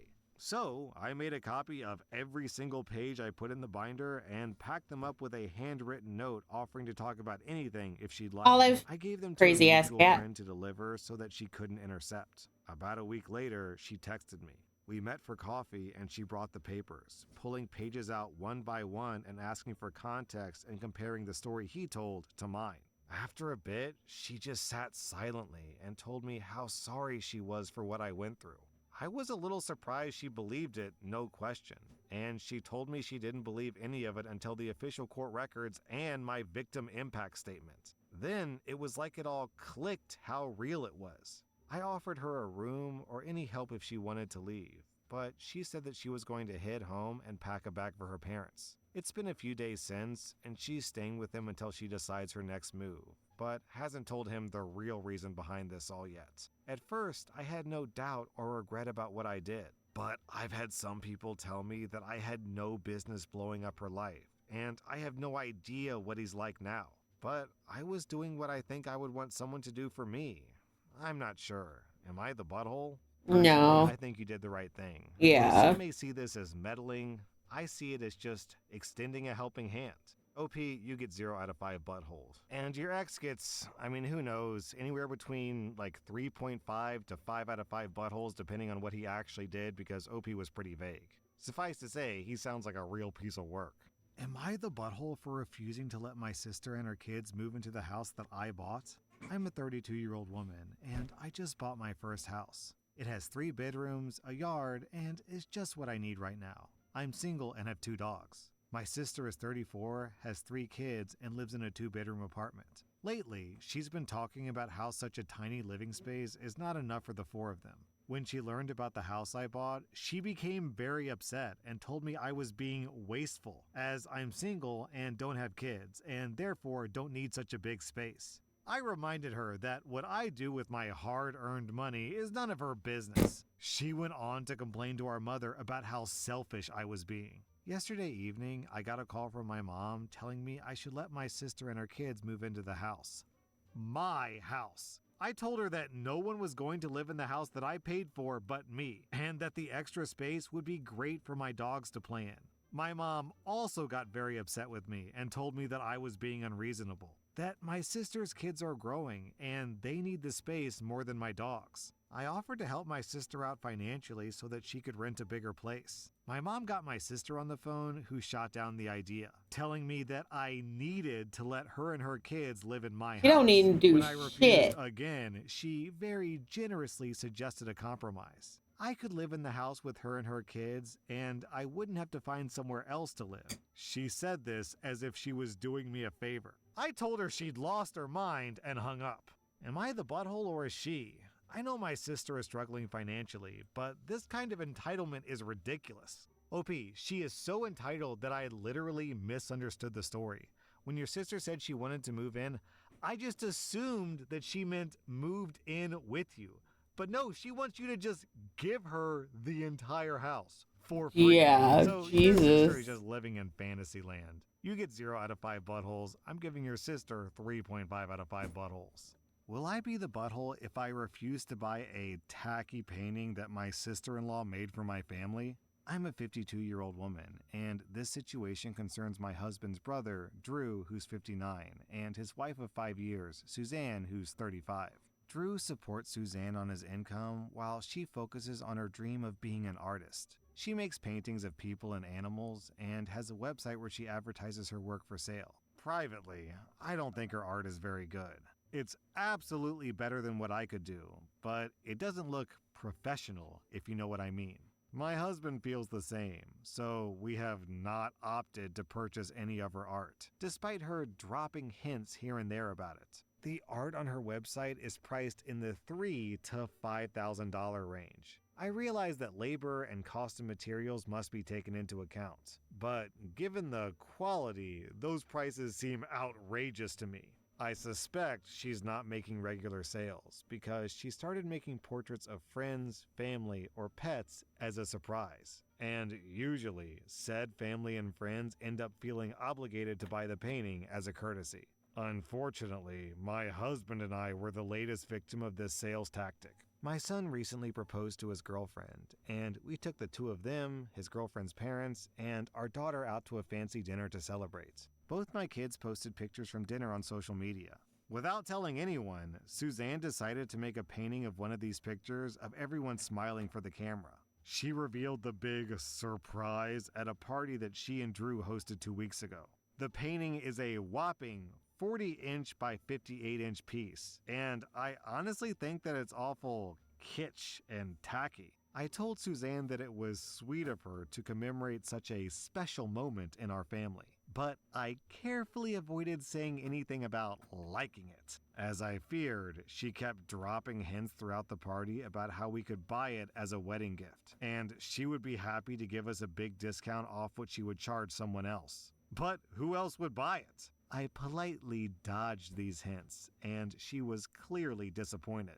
Over the weekend, Drew reached out to my husband to say that Suzanne feels hurt that we never made an offer. He said that it's becoming obvious as the years go by that we've never purchased one of her pieces, even though we have the means to do so, and it would mean a lot to them if we'd buy the painting. Her original asking price was $2.5 thousand, and Jesus. Drew said that he'll reduce it further to $1,900. It's not Hell. about the money. Not entirely. It's the principle of the thing. I feel like I'm being strong-armed into paying for something I never asked for, don't like, and don't have space for in my house. I asked, and my son and his fiancée don't want it. My husband thinks that we should just buy it to keep the piece in the family and avoid a potential rift with Suzanne and Drew. He also says that the way I talk makes me sound like a snob, even though I would never share these opinions with anyone I know but him. Will I be the butthole if I stand my ground and refuse? This is a super Nah. clear no butthole situation here for OP, but also I'll give you a piece of advice that I've learned over my lifetime. One item you should never ever give someone else as a gift is art. Because art is just so personal and subjective, and even something that's like objectively beautiful, someone else could look at it and be like, yo, this sucks. I don't want to look at this ever again. Unless you're So artists. just don't ever give someone art as a gift, in my opinion. OP, you get 0 out of 5 buttholes. Suzanne gets 1 out of 5 buttholes. Am I the butthole for not following my husband's family tradition? I'm a 28-year-old woman, and my 29-year-old husband comes from a very traditional family. While we disagree with his family on many things, it has never really been an issue, until now. I'm currently 8 months pregnant, and my husband and I couldn't be happier as we've been trying for a while. Since I found out that I was pregnant, we've been discussing names for our child. In my husband's family, the tradition wants the child to be named after his grandfather. Basically, firstborn men in his family only have one of two names, James or Henry. My husband's grandfather was James, so his name is James too. My husband's father is called Henry, so our child should be too, and so on and so forth. But my husband and I didn't really feel like calling our child Henry, and although it's a beautiful way to honor family members, we really wanted our child to have a name that would be personal, that would be truly his. So we chose another name and decided to wait until after the birth to reveal it to everyone. This week, my mother-in-law came to visit us and help us set up for the baby. She brought us some presents, among which was a bunch of clothes on which she hand-embroidered the name Henry. I said that it was nice and thanked her for it, but told her that we wouldn't be naming our child Henry, as we had already told her in the past. She started insisting and saying that it was a tradition, so it had to be that way. I explained to her that we'd rather give our child a name that we chose, and that Henry could be his middle name. She immediately went to my husband and started saying things like, "You're not going to let her do that to our family," making it very dramatic, saying that I was breaking a tradition that went back hundreds of years. Honestly, I'm not so sure about that. My husband tried to explain that we both agreed on the name and all the reasons why we made that choice, but she wouldn't listen. She suggested that we name him Henry on paper as his legal name and then call him something else. But I thought that would be confusing for him and told her that he would be named what we chose. She kept begging my husband, saying that I was ruining the family tradition, and at one point I lost it, which is partially to blame on hormones, I think. And I told her that it was our child, so we did what we wanted, and we didn't have to follow a stupid tradition. She stormed out, and my husband has since received texts from his father and sister accusing me of making his mother feel really bad, and some other stuff that I don't really remember. I get the importance of tradition, and it can be really beautiful, but also I feel like that shouldn't be an obligation, and it's okay to change things. We won't change our baby's name because we're really set on that, but maybe we were wrong for not following the tradition. I'm not entirely sure, and I'm mentally exhausted by all this drama. Well, funny coincidence, OP.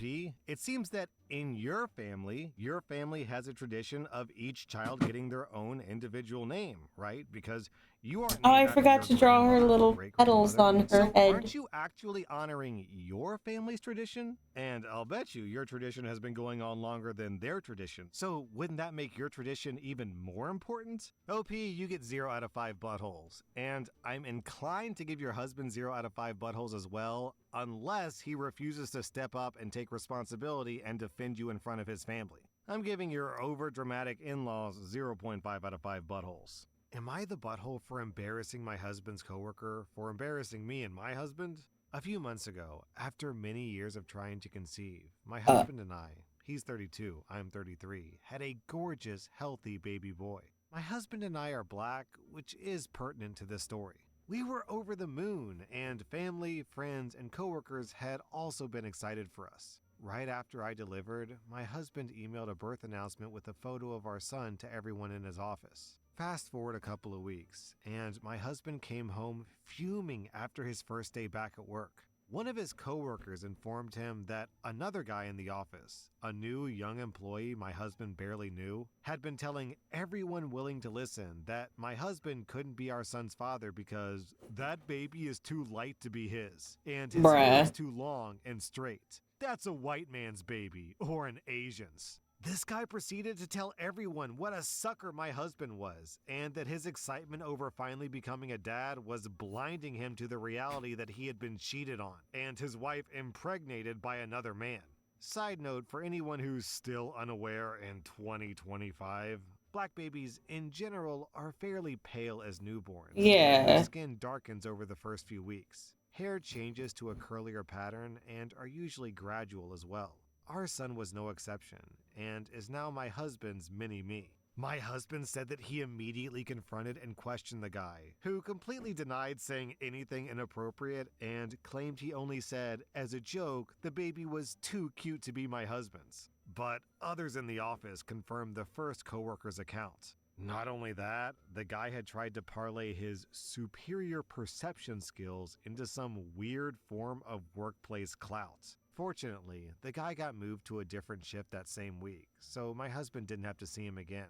That is, until a company event this past weekend. Families were invited, and we took our son. And who should come and insert himself into our group as we were chatting with the boss but Brown Noser McMouth? He interrupted our conversation and introduced himself to the boss, shaking his hand. When I realized who he was, my anger came flooding back, and I said, I don't believe we've met, but aren't you the guy who went around telling everyone in the office that I must have cheated on my husband with a white or an Asian man Ah. and that this couldn't be his son? The guy went red and silent. The boss said to him, see me in my office first thing Monday, and walked away. I think someone's fired.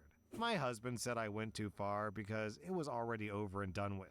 I said it wasn't done for me until I'd had my say, and I was the one being defamed, not him. Am I the butthole? Nah. Hey, if this guy gets to jeopardize your marriage, then you get to jeopardize his job. In my Yup. opinion, turnabout is fair play.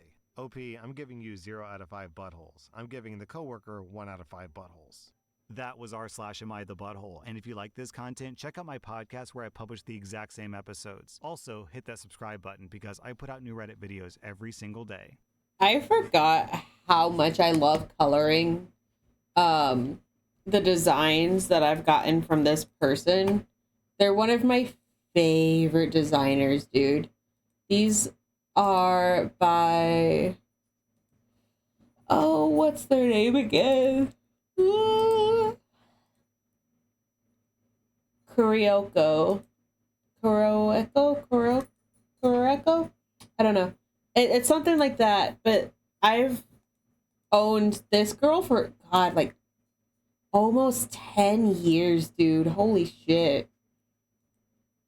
But I have like a lot of designs from them. Like, let me. I want to show them off. I want to show all my girls off, and they make like the best outfits too. This is Aya. This is one of her custom outfits. A little like spring bluey one. This is her winter outfit. And this is her kimono. She's based off of Lily of the Valley, which is one of my favorite flowers. She's so fucking pretty. I love her so much, dude.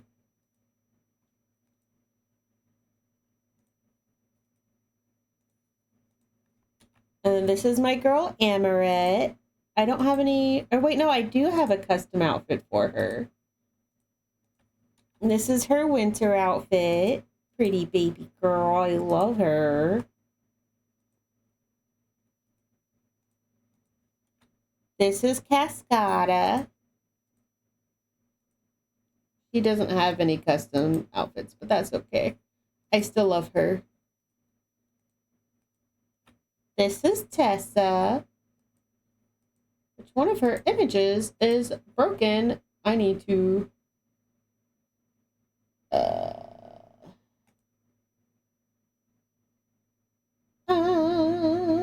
need to regenerate the image.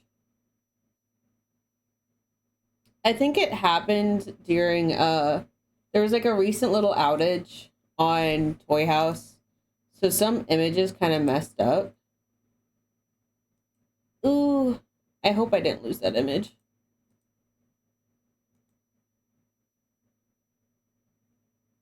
Add this one to his outfit. The little flower.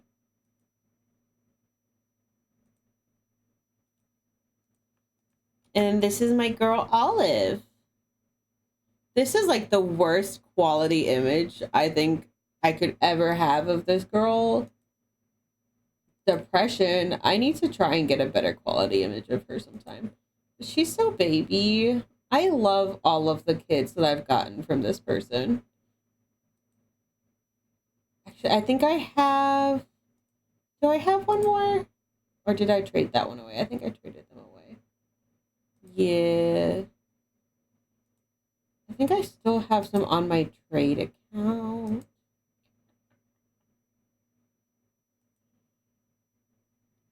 I want so many more designs from them, but they're so hard to get nowadays. Um, I go back and forth on if I want to keep this guy or not.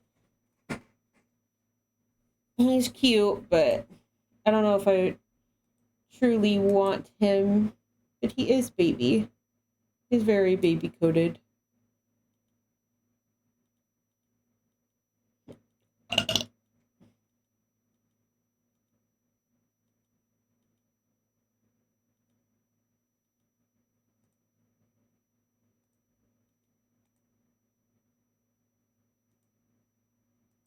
Did that image fix? Oh no.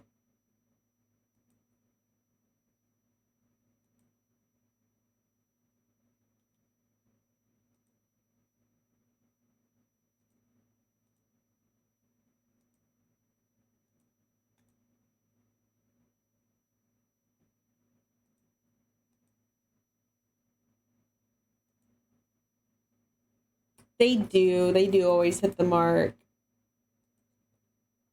I hope that image isn't broken forever.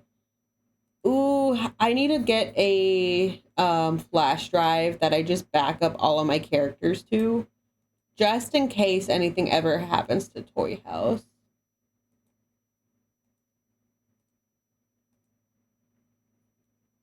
Yeah, there's a possibility one of her images is permanently broken, and I don't know what that image is. That's fun.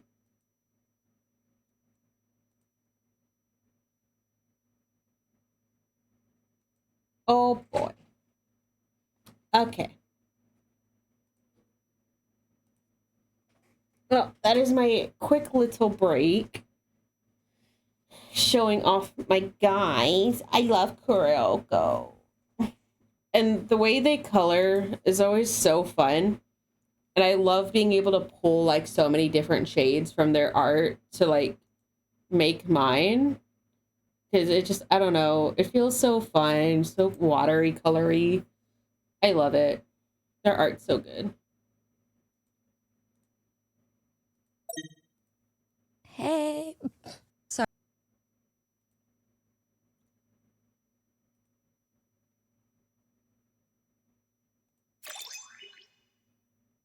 Welcome to r/relationship advice, where an 11-year-old boy has a disturbing crush on an adult woman.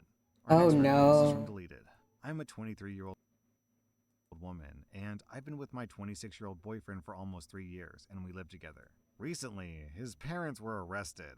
I'd rather not go into details. And as a result, his 11-year-old brother has had to move in with us. I understand the situation is complicated, and my boyfriend didn't really have a choice. Obviously, he couldn't just leave his brother with nowhere to go. The thing is, I find his little brother creepy, and I feel horrible even saying that. I know he's a kid and he's gone through a traumatic experience, but some of the things he does makes me really uncomfortable. For instance, he stares at me a lot, like almost all the time when we're in the same room. I'll catch him just watching me, and it's unsettling. He also has this habit of walking into our bedroom without knocking, especially when my boyfriend is out. I've told him multiple times that he needs to knock, but he either ignores it or just doesn't care. He will shower and use the bathroom with the door wide open, clearly so everyone can see him when walking past, even though I've told him he needs to keep the door closed when he's in there. One time, I had just gotten out of the shower and was in my towel when I walked into the bedroom, and he was just standing there, staring at me. I asked him what he was doing, and he didn't even answer, just kept staring before finally walking away. I brought this up to my boyfriend, but he brushed it off, saying his brother is probably just adjusting to everything and doesn't mean any harm. I lent the kid my laptop because he said he needed it for homework, and when I got it back, it was completely filled with adult content. Like he had downloaded it. It was in his search history. I told my boyfriend he needed to speak with him, but my boyfriend says it's normal for a boy his age. He just told me to clear the search history and delete what he downloaded. But he's not being normal. He's weirding me out, and I feel bad even saying it. I get that this kid is dealing with a lot. Losing his parents like that is traumatic. But at the same time, I feel like my feelings are being dismissed. My boyfriend says I'm overreacting, but I honestly feel really uncomfortable in my own home now. I even find myself avoiding being alone with his brother because it just feels weird. I don't know if I'm overreacting. Like, I understand giving some leeway because of everything that's happened in his life, but he is really weirding me out. This kid definitely needs some sort of professional help, therapy, and you need a new boyfriend because at the end of the day, your boyfriend is just not listening to you or caring about your feelings at all. Our next Reddit post is from Throwaway Guy. My fiancée Jane attended her bachelorette party, and one of the bridesmaids' husbands contacted me and told me that he had seen something that made him suspect Jane had been sexual with a stripper at her bachelorette party. Any passionate hugging or romantic kissing outside of our relationship is a complete deal breaker that was established when the relationship had begun. When I asked this guy for details, he indicated her using her hands to pleasure the stripper in a roundabout way. When I asked if he could be mistaken or misinterpreting a text or overheard conversation, he kept insisting he was 100% sure. I personally know the bridesmaid, and I think she was feeling guilty and she was using her husband as some sort of a proxy informant to keep my girlfriend from coming after her when I confronted her. When I got off the phone with the guy, I was so destroyed about it that I just shut down. I had just had my own sort of non-bachelor party at home playing WoW Classic with some friends. So to hear this news after such a wonderful day hit extra hard. My cousin, who's been friends with Jane since childhood, went to the party with her. So I decided to try to calm down and wait until the next day to ask her if she saw anything. At this point, I was still hoping this was some sort of misunderstanding or mean prank. Jane didn't live with me, and she was planning on staying the night at her parents' home, so I knew she wouldn't show up unannounced. I basically laid in bed all night, staring at the dark ceiling, listening to The Doors and Opeth, trying not to lose my mind. I waited until noon the next day to call my cousin.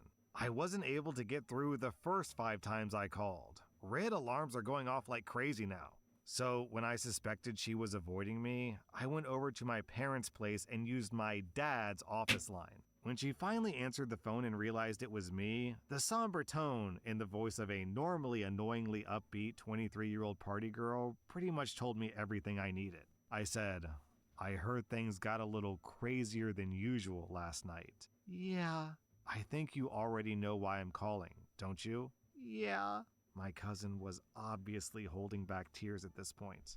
Basically, long and weeping cousin story short, I found out that Jane did indeed use her hands to pleasure a male stripper, along with several other women, some of whom are in long-term relationships or married. They then decided to leave the house that they were at and drive intoxicated to the strip club afterwards, where Jane and a few other women had private dances. My cousin tried to argue that this doesn't mean that Jane doesn't love me, and it was meaningless fun that got out of hand.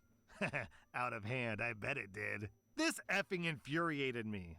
I didn't shout at her, but I told her if that's what you Yeah, you think, better have you your no back. idea what love actually is. At My this point, pastelify I informed you. my parents and brothers what was going on, and of course, my mother starts crying. Another person hurt by this stupid BS. I spent the rest of the day laying in bed at my parents' house, staring at the ceiling, ignoring Jane's calls and texts. I know some people have more open relationships and can get past this stuff, but I'm just not that guy. I'm monogamous all the way to the center. I eventually canceled everything and lost a bunch of deposits. I know it's a lame move, but I broke up with Jane over text. I decided it was best to just walk away clean with no serious confrontation. There was nothing to gain by shouting, arguing, making accusations, and calling her names. When people are cornered like this when they do something wrong, they can lash out. And I didn't want to have the woman I was about to marry say horrible things to me in some sort of defense of her behavior. I'm effing heartbroken and feel betrayed, and that kind of stuff isn't going to help. I just sent her a text explaining that I know what she did. I explained I don't want revenge. I'm not interested in humiliating her or her friends and spreading it around, but this is a sure sign that we are not right for each other, and it's over with no possibility of reconciliation. I waited until she responded once to make sure she got the text, and then had her blocked on my phone and all social media. I gave all of her junk at my place to my cousin to give back to her, and I haven't heard anything from her or her family since. Then OP posted an update. Someone from her camp finally contacted me. Her stepdad called me tonight to ask what was going on and if there's any way to fix things. I didn't give him any details, I just explained that Jane stepped outside the bounds of forgivable behavior in our relationship, and there's absolutely no way to salvage things. And any time spent trying by any party is time wasted that would be better spent moving on. When I said that, I could tell he understood what it meant and basically what happened. He's a pretty laid-back, old-school Hispanic dude, and he's sorry things didn't work out and wished me well. I wasn't super close with the guy, but I will miss hanging out in his garage shooting the shit about motorcycles and stuff. Then OP posted another update. I just got done talking to the bridesmaid's husband again, who first called me and let me know what was going on. I don't know him, but I am a friendly acquaintance with his wife. Apparently, what happened is his wife became extremely uncomfortable when some of the women started grabbing and stroking the stripper's dong, and she left and went home. When the husband asked her why she came home early, she got upset and spilled the beans. More than likely to protect her own marriage if the information got out, I would guess. Anyways, the dude made a moral call and decided the husbands and boyfriends of the women had a right to know how their significant others were acting when they weren't around. And he made his wife give him all the contact info that she had. Seriously, I owe this guy so much. Had I found out about this years down the line, the end of the relationship would have been so much worse. His wife still won't talk to me, but it doesn't matter now. I told the dude that when things settle down, I'm gonna take him out and buy him every beer in the bar. Had this dude not had the moral fortitude to make that call, I may have never known. Down in the comments, I'm seeing a couple of people say that the wife probably wasn't really acting lustfully, she was probably just, caught up in mob mentality, which is a stupid argument because the other wife left the party, she saw what was going on, and she peaced out and told her husband. So if she can resist peer pressure, why couldn't have OP's fiance? Our next Yeah. is from Offentlage. My wife will not shut up. I'm not talking about your usual chatty Cathy. I mean, she almost literally will not shut up. She will talk continuously from the moment she knows I'm within earshot. Not just in the same room. I mean, as soon as it's reasonable to assume that I can hear her. She will not stop talking until I'm gone, and sometimes not even then. On more than one occasion, I've gone to the bathroom, turned on the loud exhaust fan, taken a leisurely dump, and then returned to hear her cheerfully engaged in the same conversation she was enjoying before I went in. She also refuses to use the exhaust fan when she's in the restroom because it would prevent her from being heard. So I get to hear all the bathroom noises on top of whatever Homeric epic about her friend's, cousin's, girlfriend's hairdresser that she's blathering on about. I once drove from Tampa, Florida to Chicago, Illinois with her. Before we were married, I'm such an idiot, without saying more than 10 sentences. She didn't stop talking the entire way. The entire way. Television onto a show I like? Psh, that's not a problem. She'll happily turn the volume down so it doesn't get in the way. Passionately hugging? That's the perfect time to tell me about how Olivia Newton-John still has the leather pants she wore in Grease. And she, brace yourself, still fits in them. Really? Needless to say, we don't go to the movies. Ever. I've been shushed out of too many theaters. I get it. She grew up in a huge Italian Catholic family in the Bronx. If you don't talk loud and constantly, you don't get to talk at all. I, on the other hand, grew up in a Scandinavian family with 2 children. To this day, I'm not sure we ever had a conversation in our house. I actually often wonder if that's what made me attractive to her. I was taught to politely listen to people and then wait for them to finish before replying. She never finishes, or takes a breath, it sometimes seems. So to her, I'm paying rapt attention to her no matter how much she talks. That's not true though. Another difference between people of Swedish heritage is that we don't use filler words for acknowledgement. No uh-huh, or yeah, or oh my god needed. A nod of the head every 10 minutes or so is all you need to convey your attentiveness. I think it has a lot to do with living in the frigid north. You keep your mouth open as much as my wife does, and your teeth are going to shatter from the cold. To her, that's like being in the room with a dead person. She's always stopping to ask, "Are you listening?" Or say, "You never pay attention to me." Or even quiz me with, "What did I just say?" I've become an expert at storing the last 2 to 4 words she says and parroting them back at her. She'll be like, blah, blah, blah. And then she told him that she wasn't taking that kind of BS anymore. And I'll go, that kind of BS? As if I had any idea what kind of BS it was or who it was that wouldn't take it anymore. And she'll say, yeah, and think that I've been paying attention the whole time.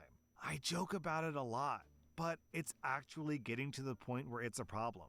Our son is 7 years old, and he's developed a pronounced stutter because she interrupts him constantly. Growing up in her house, if anyone paused for even a millisecond, that was grounds for talking over them. And you talked loud so they didn't finish. My son apparently inherited some of my less staccato speech patterns, and she basically just used that to interrupt and take over the conversation. It got so bad that he started automatically stopping and restarting words, even when he wasn't being interrupted. I didn't know that was considered a stutter until we went to one of those parent-teacher night things, and a teacher listened to my wife and then turned to me and said, "Well, at least now I know why Josh had a stutter." Just like that. Jesus. She failed at least 1 job interview because of this. I know because I lined it up with a business acquaintance myself. He called me up and said sorry, but he just couldn't take being in Yeah. the same room with her because she would not stop talking. We're rarely invited for a second couples date. She monopolizes the conversation every time we go out with other people. Who wants more than 1 dose of that? You're probably wondering, well, have you told her about this? Yes, many times, sometimes jokingly, sometimes with utter seriousness. Her reactions vary from anger, talking louder, higher, faster, and using more swear words, to tears. She's the only person I know who can carry on a totally unrelated conversation while sobbing hysterically. The one thing that doesn't happen is her talking any less. I try not to let it get to me. She's a very affectionate woman, loves me to death, mother of my child. Pretty as the day we met, prettier even. We still get plenty of alone time. Granted, she won't shut up while we're doing it, but I'm pretty busy, so I don't notice as much. But it does get to me.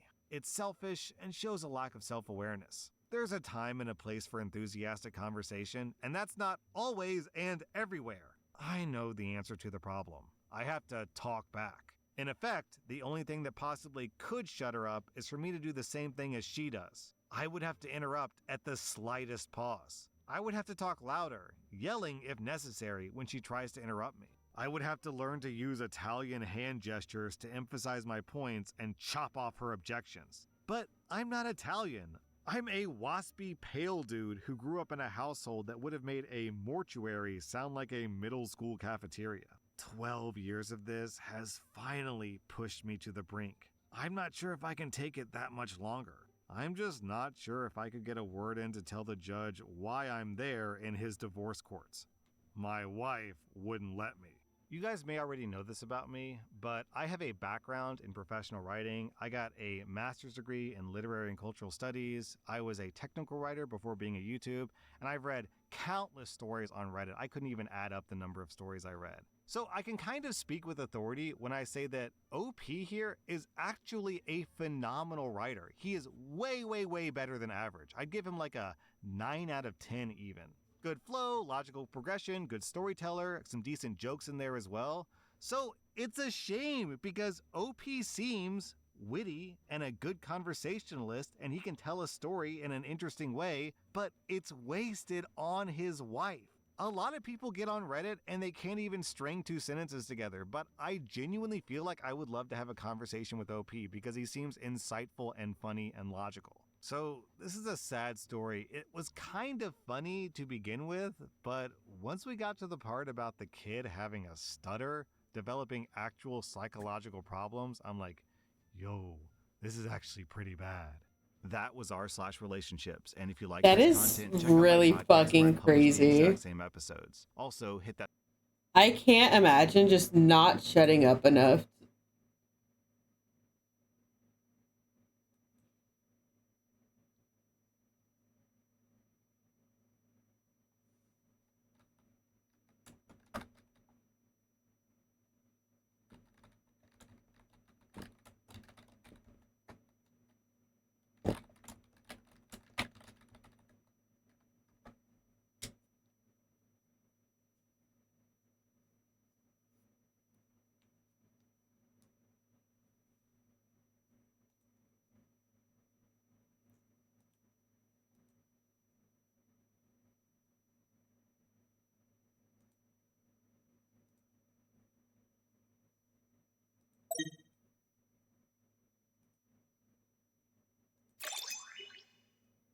Welcome to r/best of Redditor updates, where OP's fiance gives her a $38 Temu engagement ring. Our next Reddit post comes from r/am I the butthole. What? Am I the butthole for telling my fiance that I don't want my Temu engagement ring? I'm a 27-year-old woman and my fiance is 29. He proposed to me a few weeks ago. It caught me completely by surprise, but we've been together for 3 years and things have been going great, so I was really excited and said yes. I really liked the ring when I first saw it, and my friends and family all think that it's stunning. It's an oval cut with diamonds across the band. I asked where he got it, and he wouldn't tell me where, but that he got a great deal on it. I didn't think anything of it until yesterday. We were in the bed, and I asked him if it was diamonds or moissanite mainly, out of curiosity. I don't have a preference, by the way. He said he didn't know, and he would have to look it up. When I glanced over at his phone, he was on the Temu app.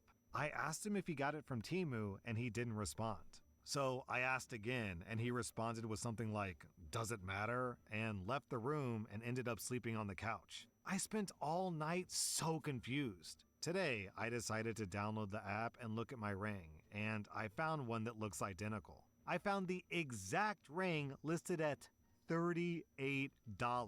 I'm mad. He makes good money, $200,000 a year. Jesus. And I feel like he could have shelled out some money for a ring better than one on Temu. Am I the butthole for telling him I don't want it? Then, 6 hours later, No. OP posted an update. After reading responses from my post, I was freaking out a bit. He came home while I was FaceTiming a friend about this. I hung up with her and then talked to him for an hour or so. He apologized for sleeping on the couch and that he needed time to think. He doesn't see eye to eye with me on my concerns about the ring, and says he did research and that it was highly rated. He says if the ring breaks, he'll replace it, but didn't say that it would be higher quality. I have people messaging me that the ring could be harmful to my health, and that Temu has horrible standards for their jewelry and labor issues. So now I really don't want to wear it. He left and went to his brother's house. Usually I'd go with him, but things are just tense. Then, one day later, OP posted an update. He came home this morning while I was in a work from home meeting.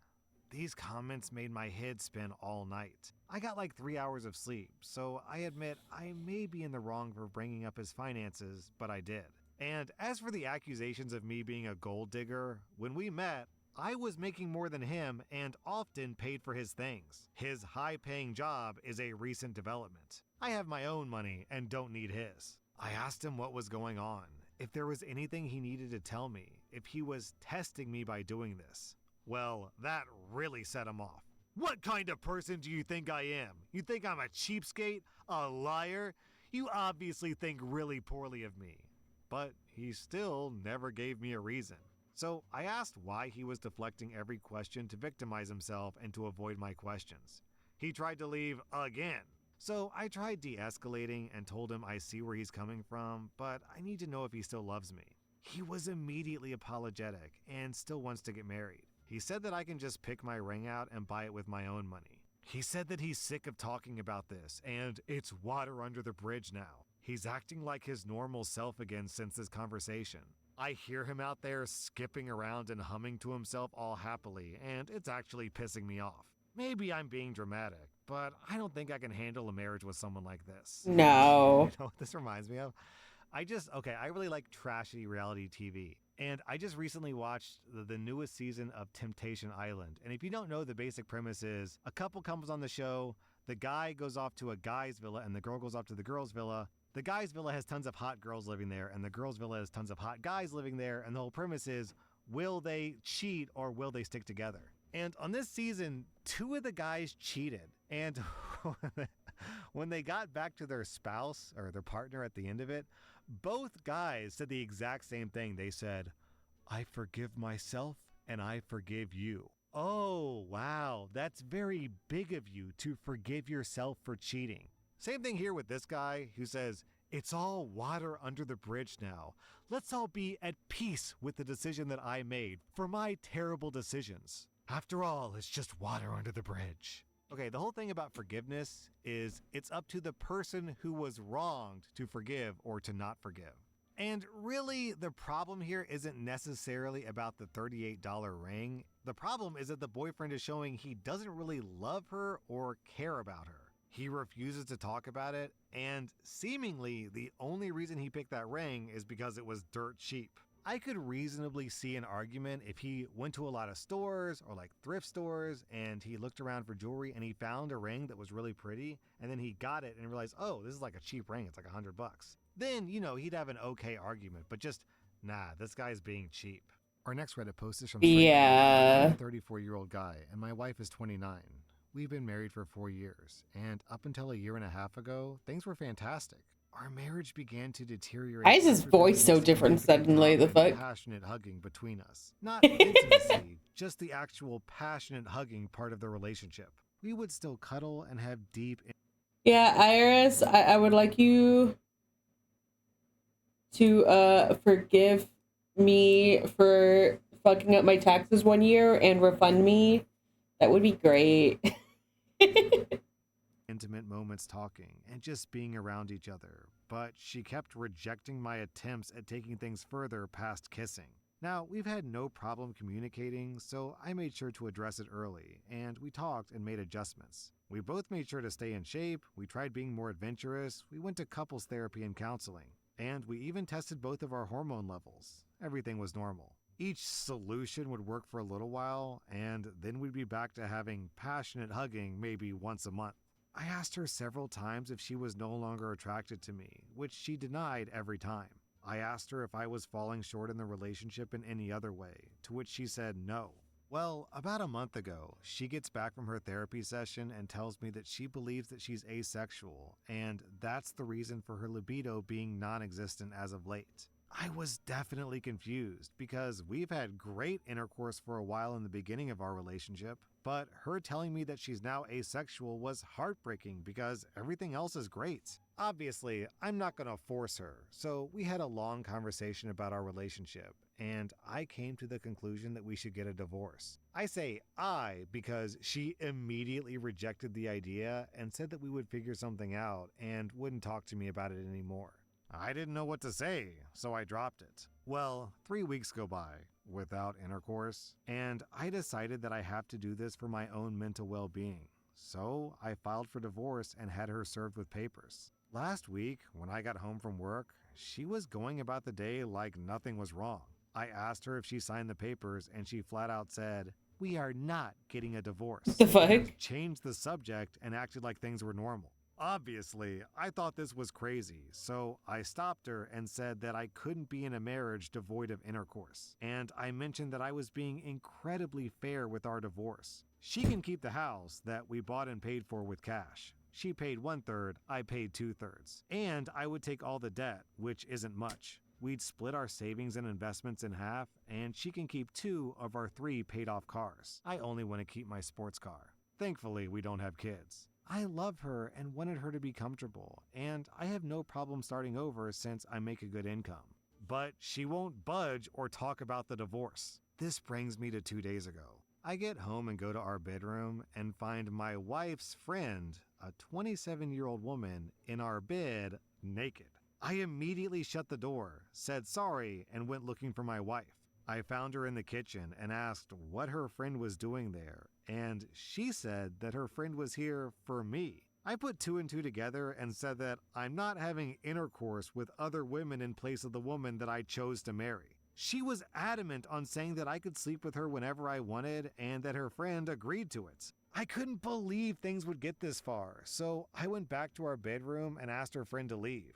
I packed a bag, and I've been staying in a hotel nearby since that night. My wife, her mother, and her sister keeps calling me, but I'm just not interested in hearing what they have to say. This feels like a trick. I just want the whole thing to be over. Then OP posted an update. A few of you commented this in the last post, and you were right. She's always been asexual. She and her whole family have known since she was 16. Apparently, this is the reason why her last long-term relationship of 3 years ended.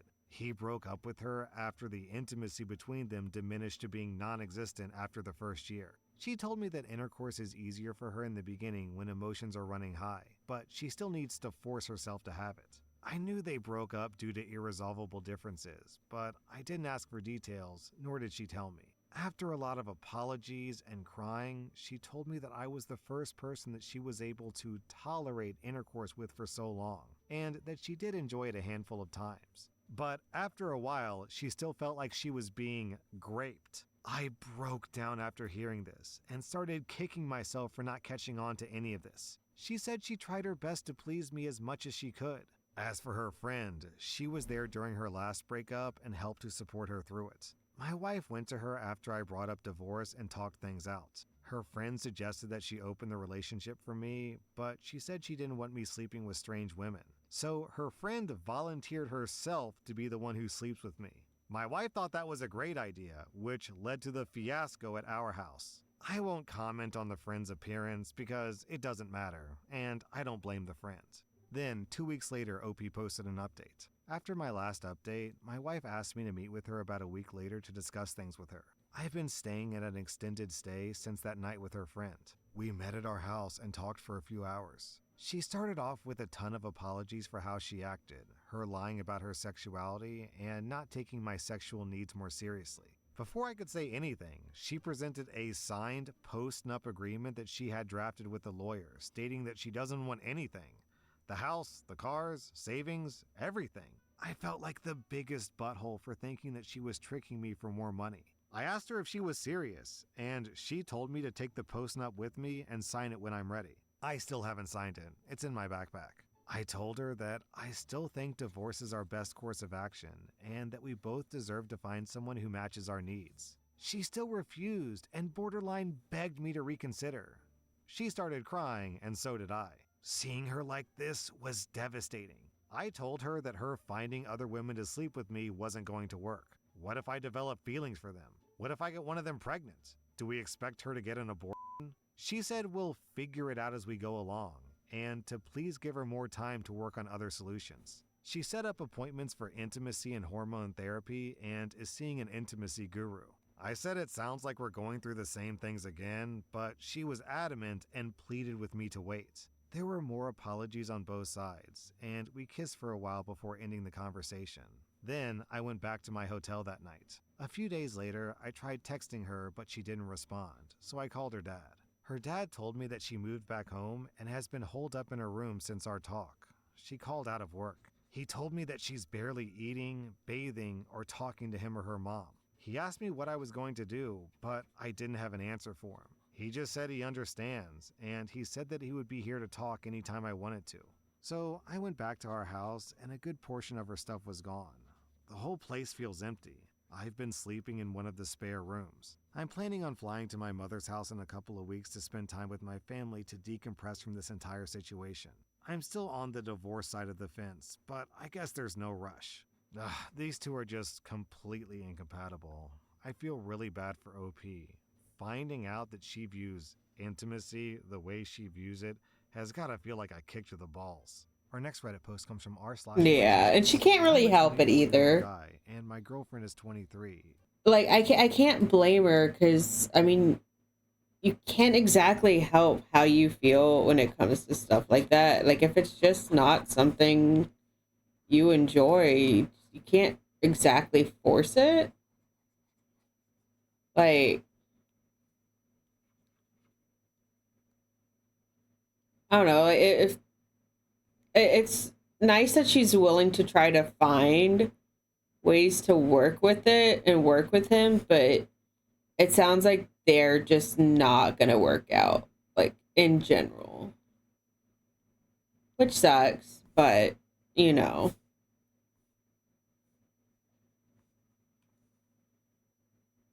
And she has princess syndrome. I've been with my girlfriend for about 5 months. We've been casual friends since college, but only began dating after she graduated.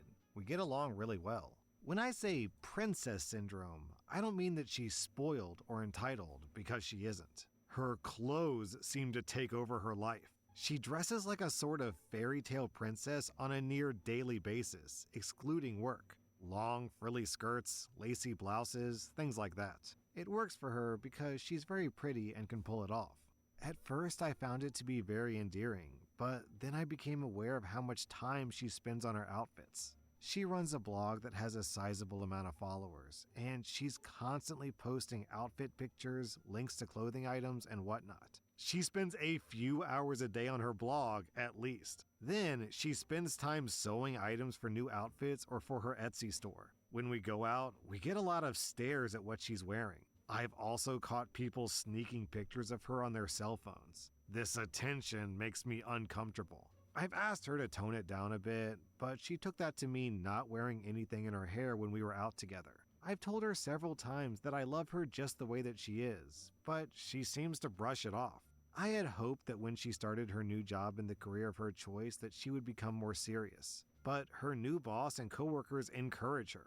I worry that people won't take her seriously or miss how kind and intelligent she is. How can I talk to her about dressing more appropriately without hurting her feelings? Then, 11 days later, OP posted an update. I realized from my last post that I needed to be more supportive, but also communicate on how she could dress down on certain occasions so that we could both be comfortable. Well, I never got a chance to talk to her about it. Last week she called and wanted to stop by my apartment after work. When she got there, I offered to make dinner, but she said she couldn't stay and we had to talk. I jokingly asked if she was breaking up with me, and she looked really guilty. You can see where this is going. We talked about how we were in different places in life and had different goals for the future. Well, she talked, but I agreed. It was a pretty amicable breakup, even though I felt blindsided. We agreed to stay friends. I've never been dumped before, and it was effing awful. I'm having trouble with the whole social media thing post-breakup. I want a way to keep in touch with her, but as soon as her relationship status changed, all these alternative-looking guys have been liking her posts and commenting on her pictures. I don't think she's seeing these guys, but it still hurts. Then, 10 years later, OP posted an update. I Damn. was going through an old email and found this account again. I was surprised I could still log in, and even more by the amount of people who had reached out to me. It's a bit embarrassing to relive this breakup from almost 10 years ago. In retrospect, it wasn't meant to be, and I think that I was reeling more from getting dumped than the loss of the relationship. I'm 33 now, and I'm married to a wonderful woman for 4 years. I learned my lesson about supporting my significant other's hobbies. My wife loves running and baking. We have a daughter who's turning 3 this year. I want her to be free to express herself how she likes, as long as it's safe, of course. I would do anything for them. I'm still friends with my ex on social media. We don't talk, but we will like each other's posts. She's married to another woman now, who also dresses differently. It's not as frilly as she used to dress, but still unusual. Her pictures look like something out of Anne of Green Gables. She seems very happy on their farm together. It's nice to see that OP grew up here. Because, first of all, support your partner's hobbies, man. What's the big deal? Let them enjoy what they like. But secondly, you can wear whatever you want outside, as long as it's, not sexually inappropriate. No thongs at the children's playground, of course. But if you want to go out there in a frilly dress, there is nothing stopping you. Recently, I got a really realistic animal puppet that I brought to my kids' school. And the kids love it because the way that I use it, it really does look like I'm holding a real live rabbit. I even confuse adults with it. And every time I do it, it makes the kids so happy. It makes me want to do it more just out and about. So I keep thinking every time I'm out, I'm just like, I could have my puppet right now, and I could just be a guy walking around with an animal puppet. And there's nothing stopping me from doing that. Yeah, it's a little weird, but the kids would love it. So next time I go to the mall, which we do every week, I may have to bring the animal puppet and see what kind of reactions I get. And hopefully my wife won't be too mortified. That was r/best of Redditor updates. And if you like this content, check out my podcast where I publish the exact same episodes. Also, hit that subscribe button because I put out new Reddit videos every single day.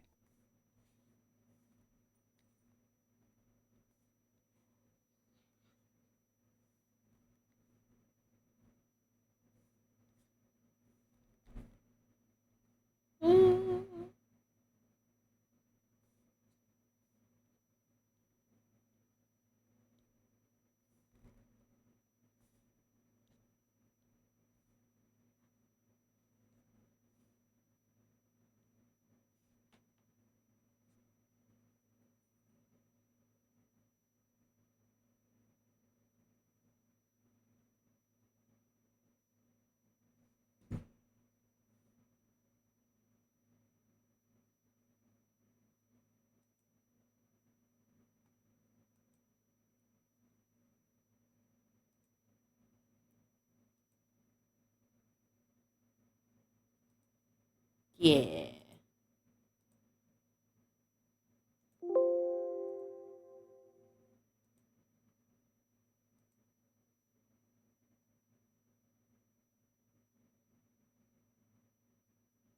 CSP does not like how beefy this piece is.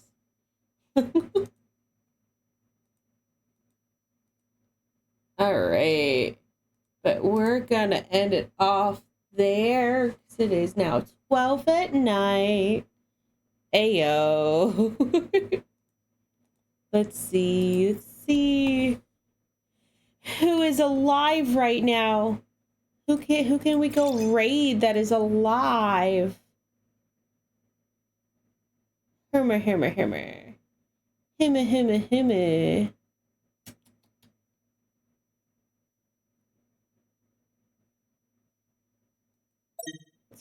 Let's go give Master raid. They're from the homies that like to invite me out every now and again. So let's go give one of the homies a raid. Thanks for hanging out with me and listening to r/videos while I drew.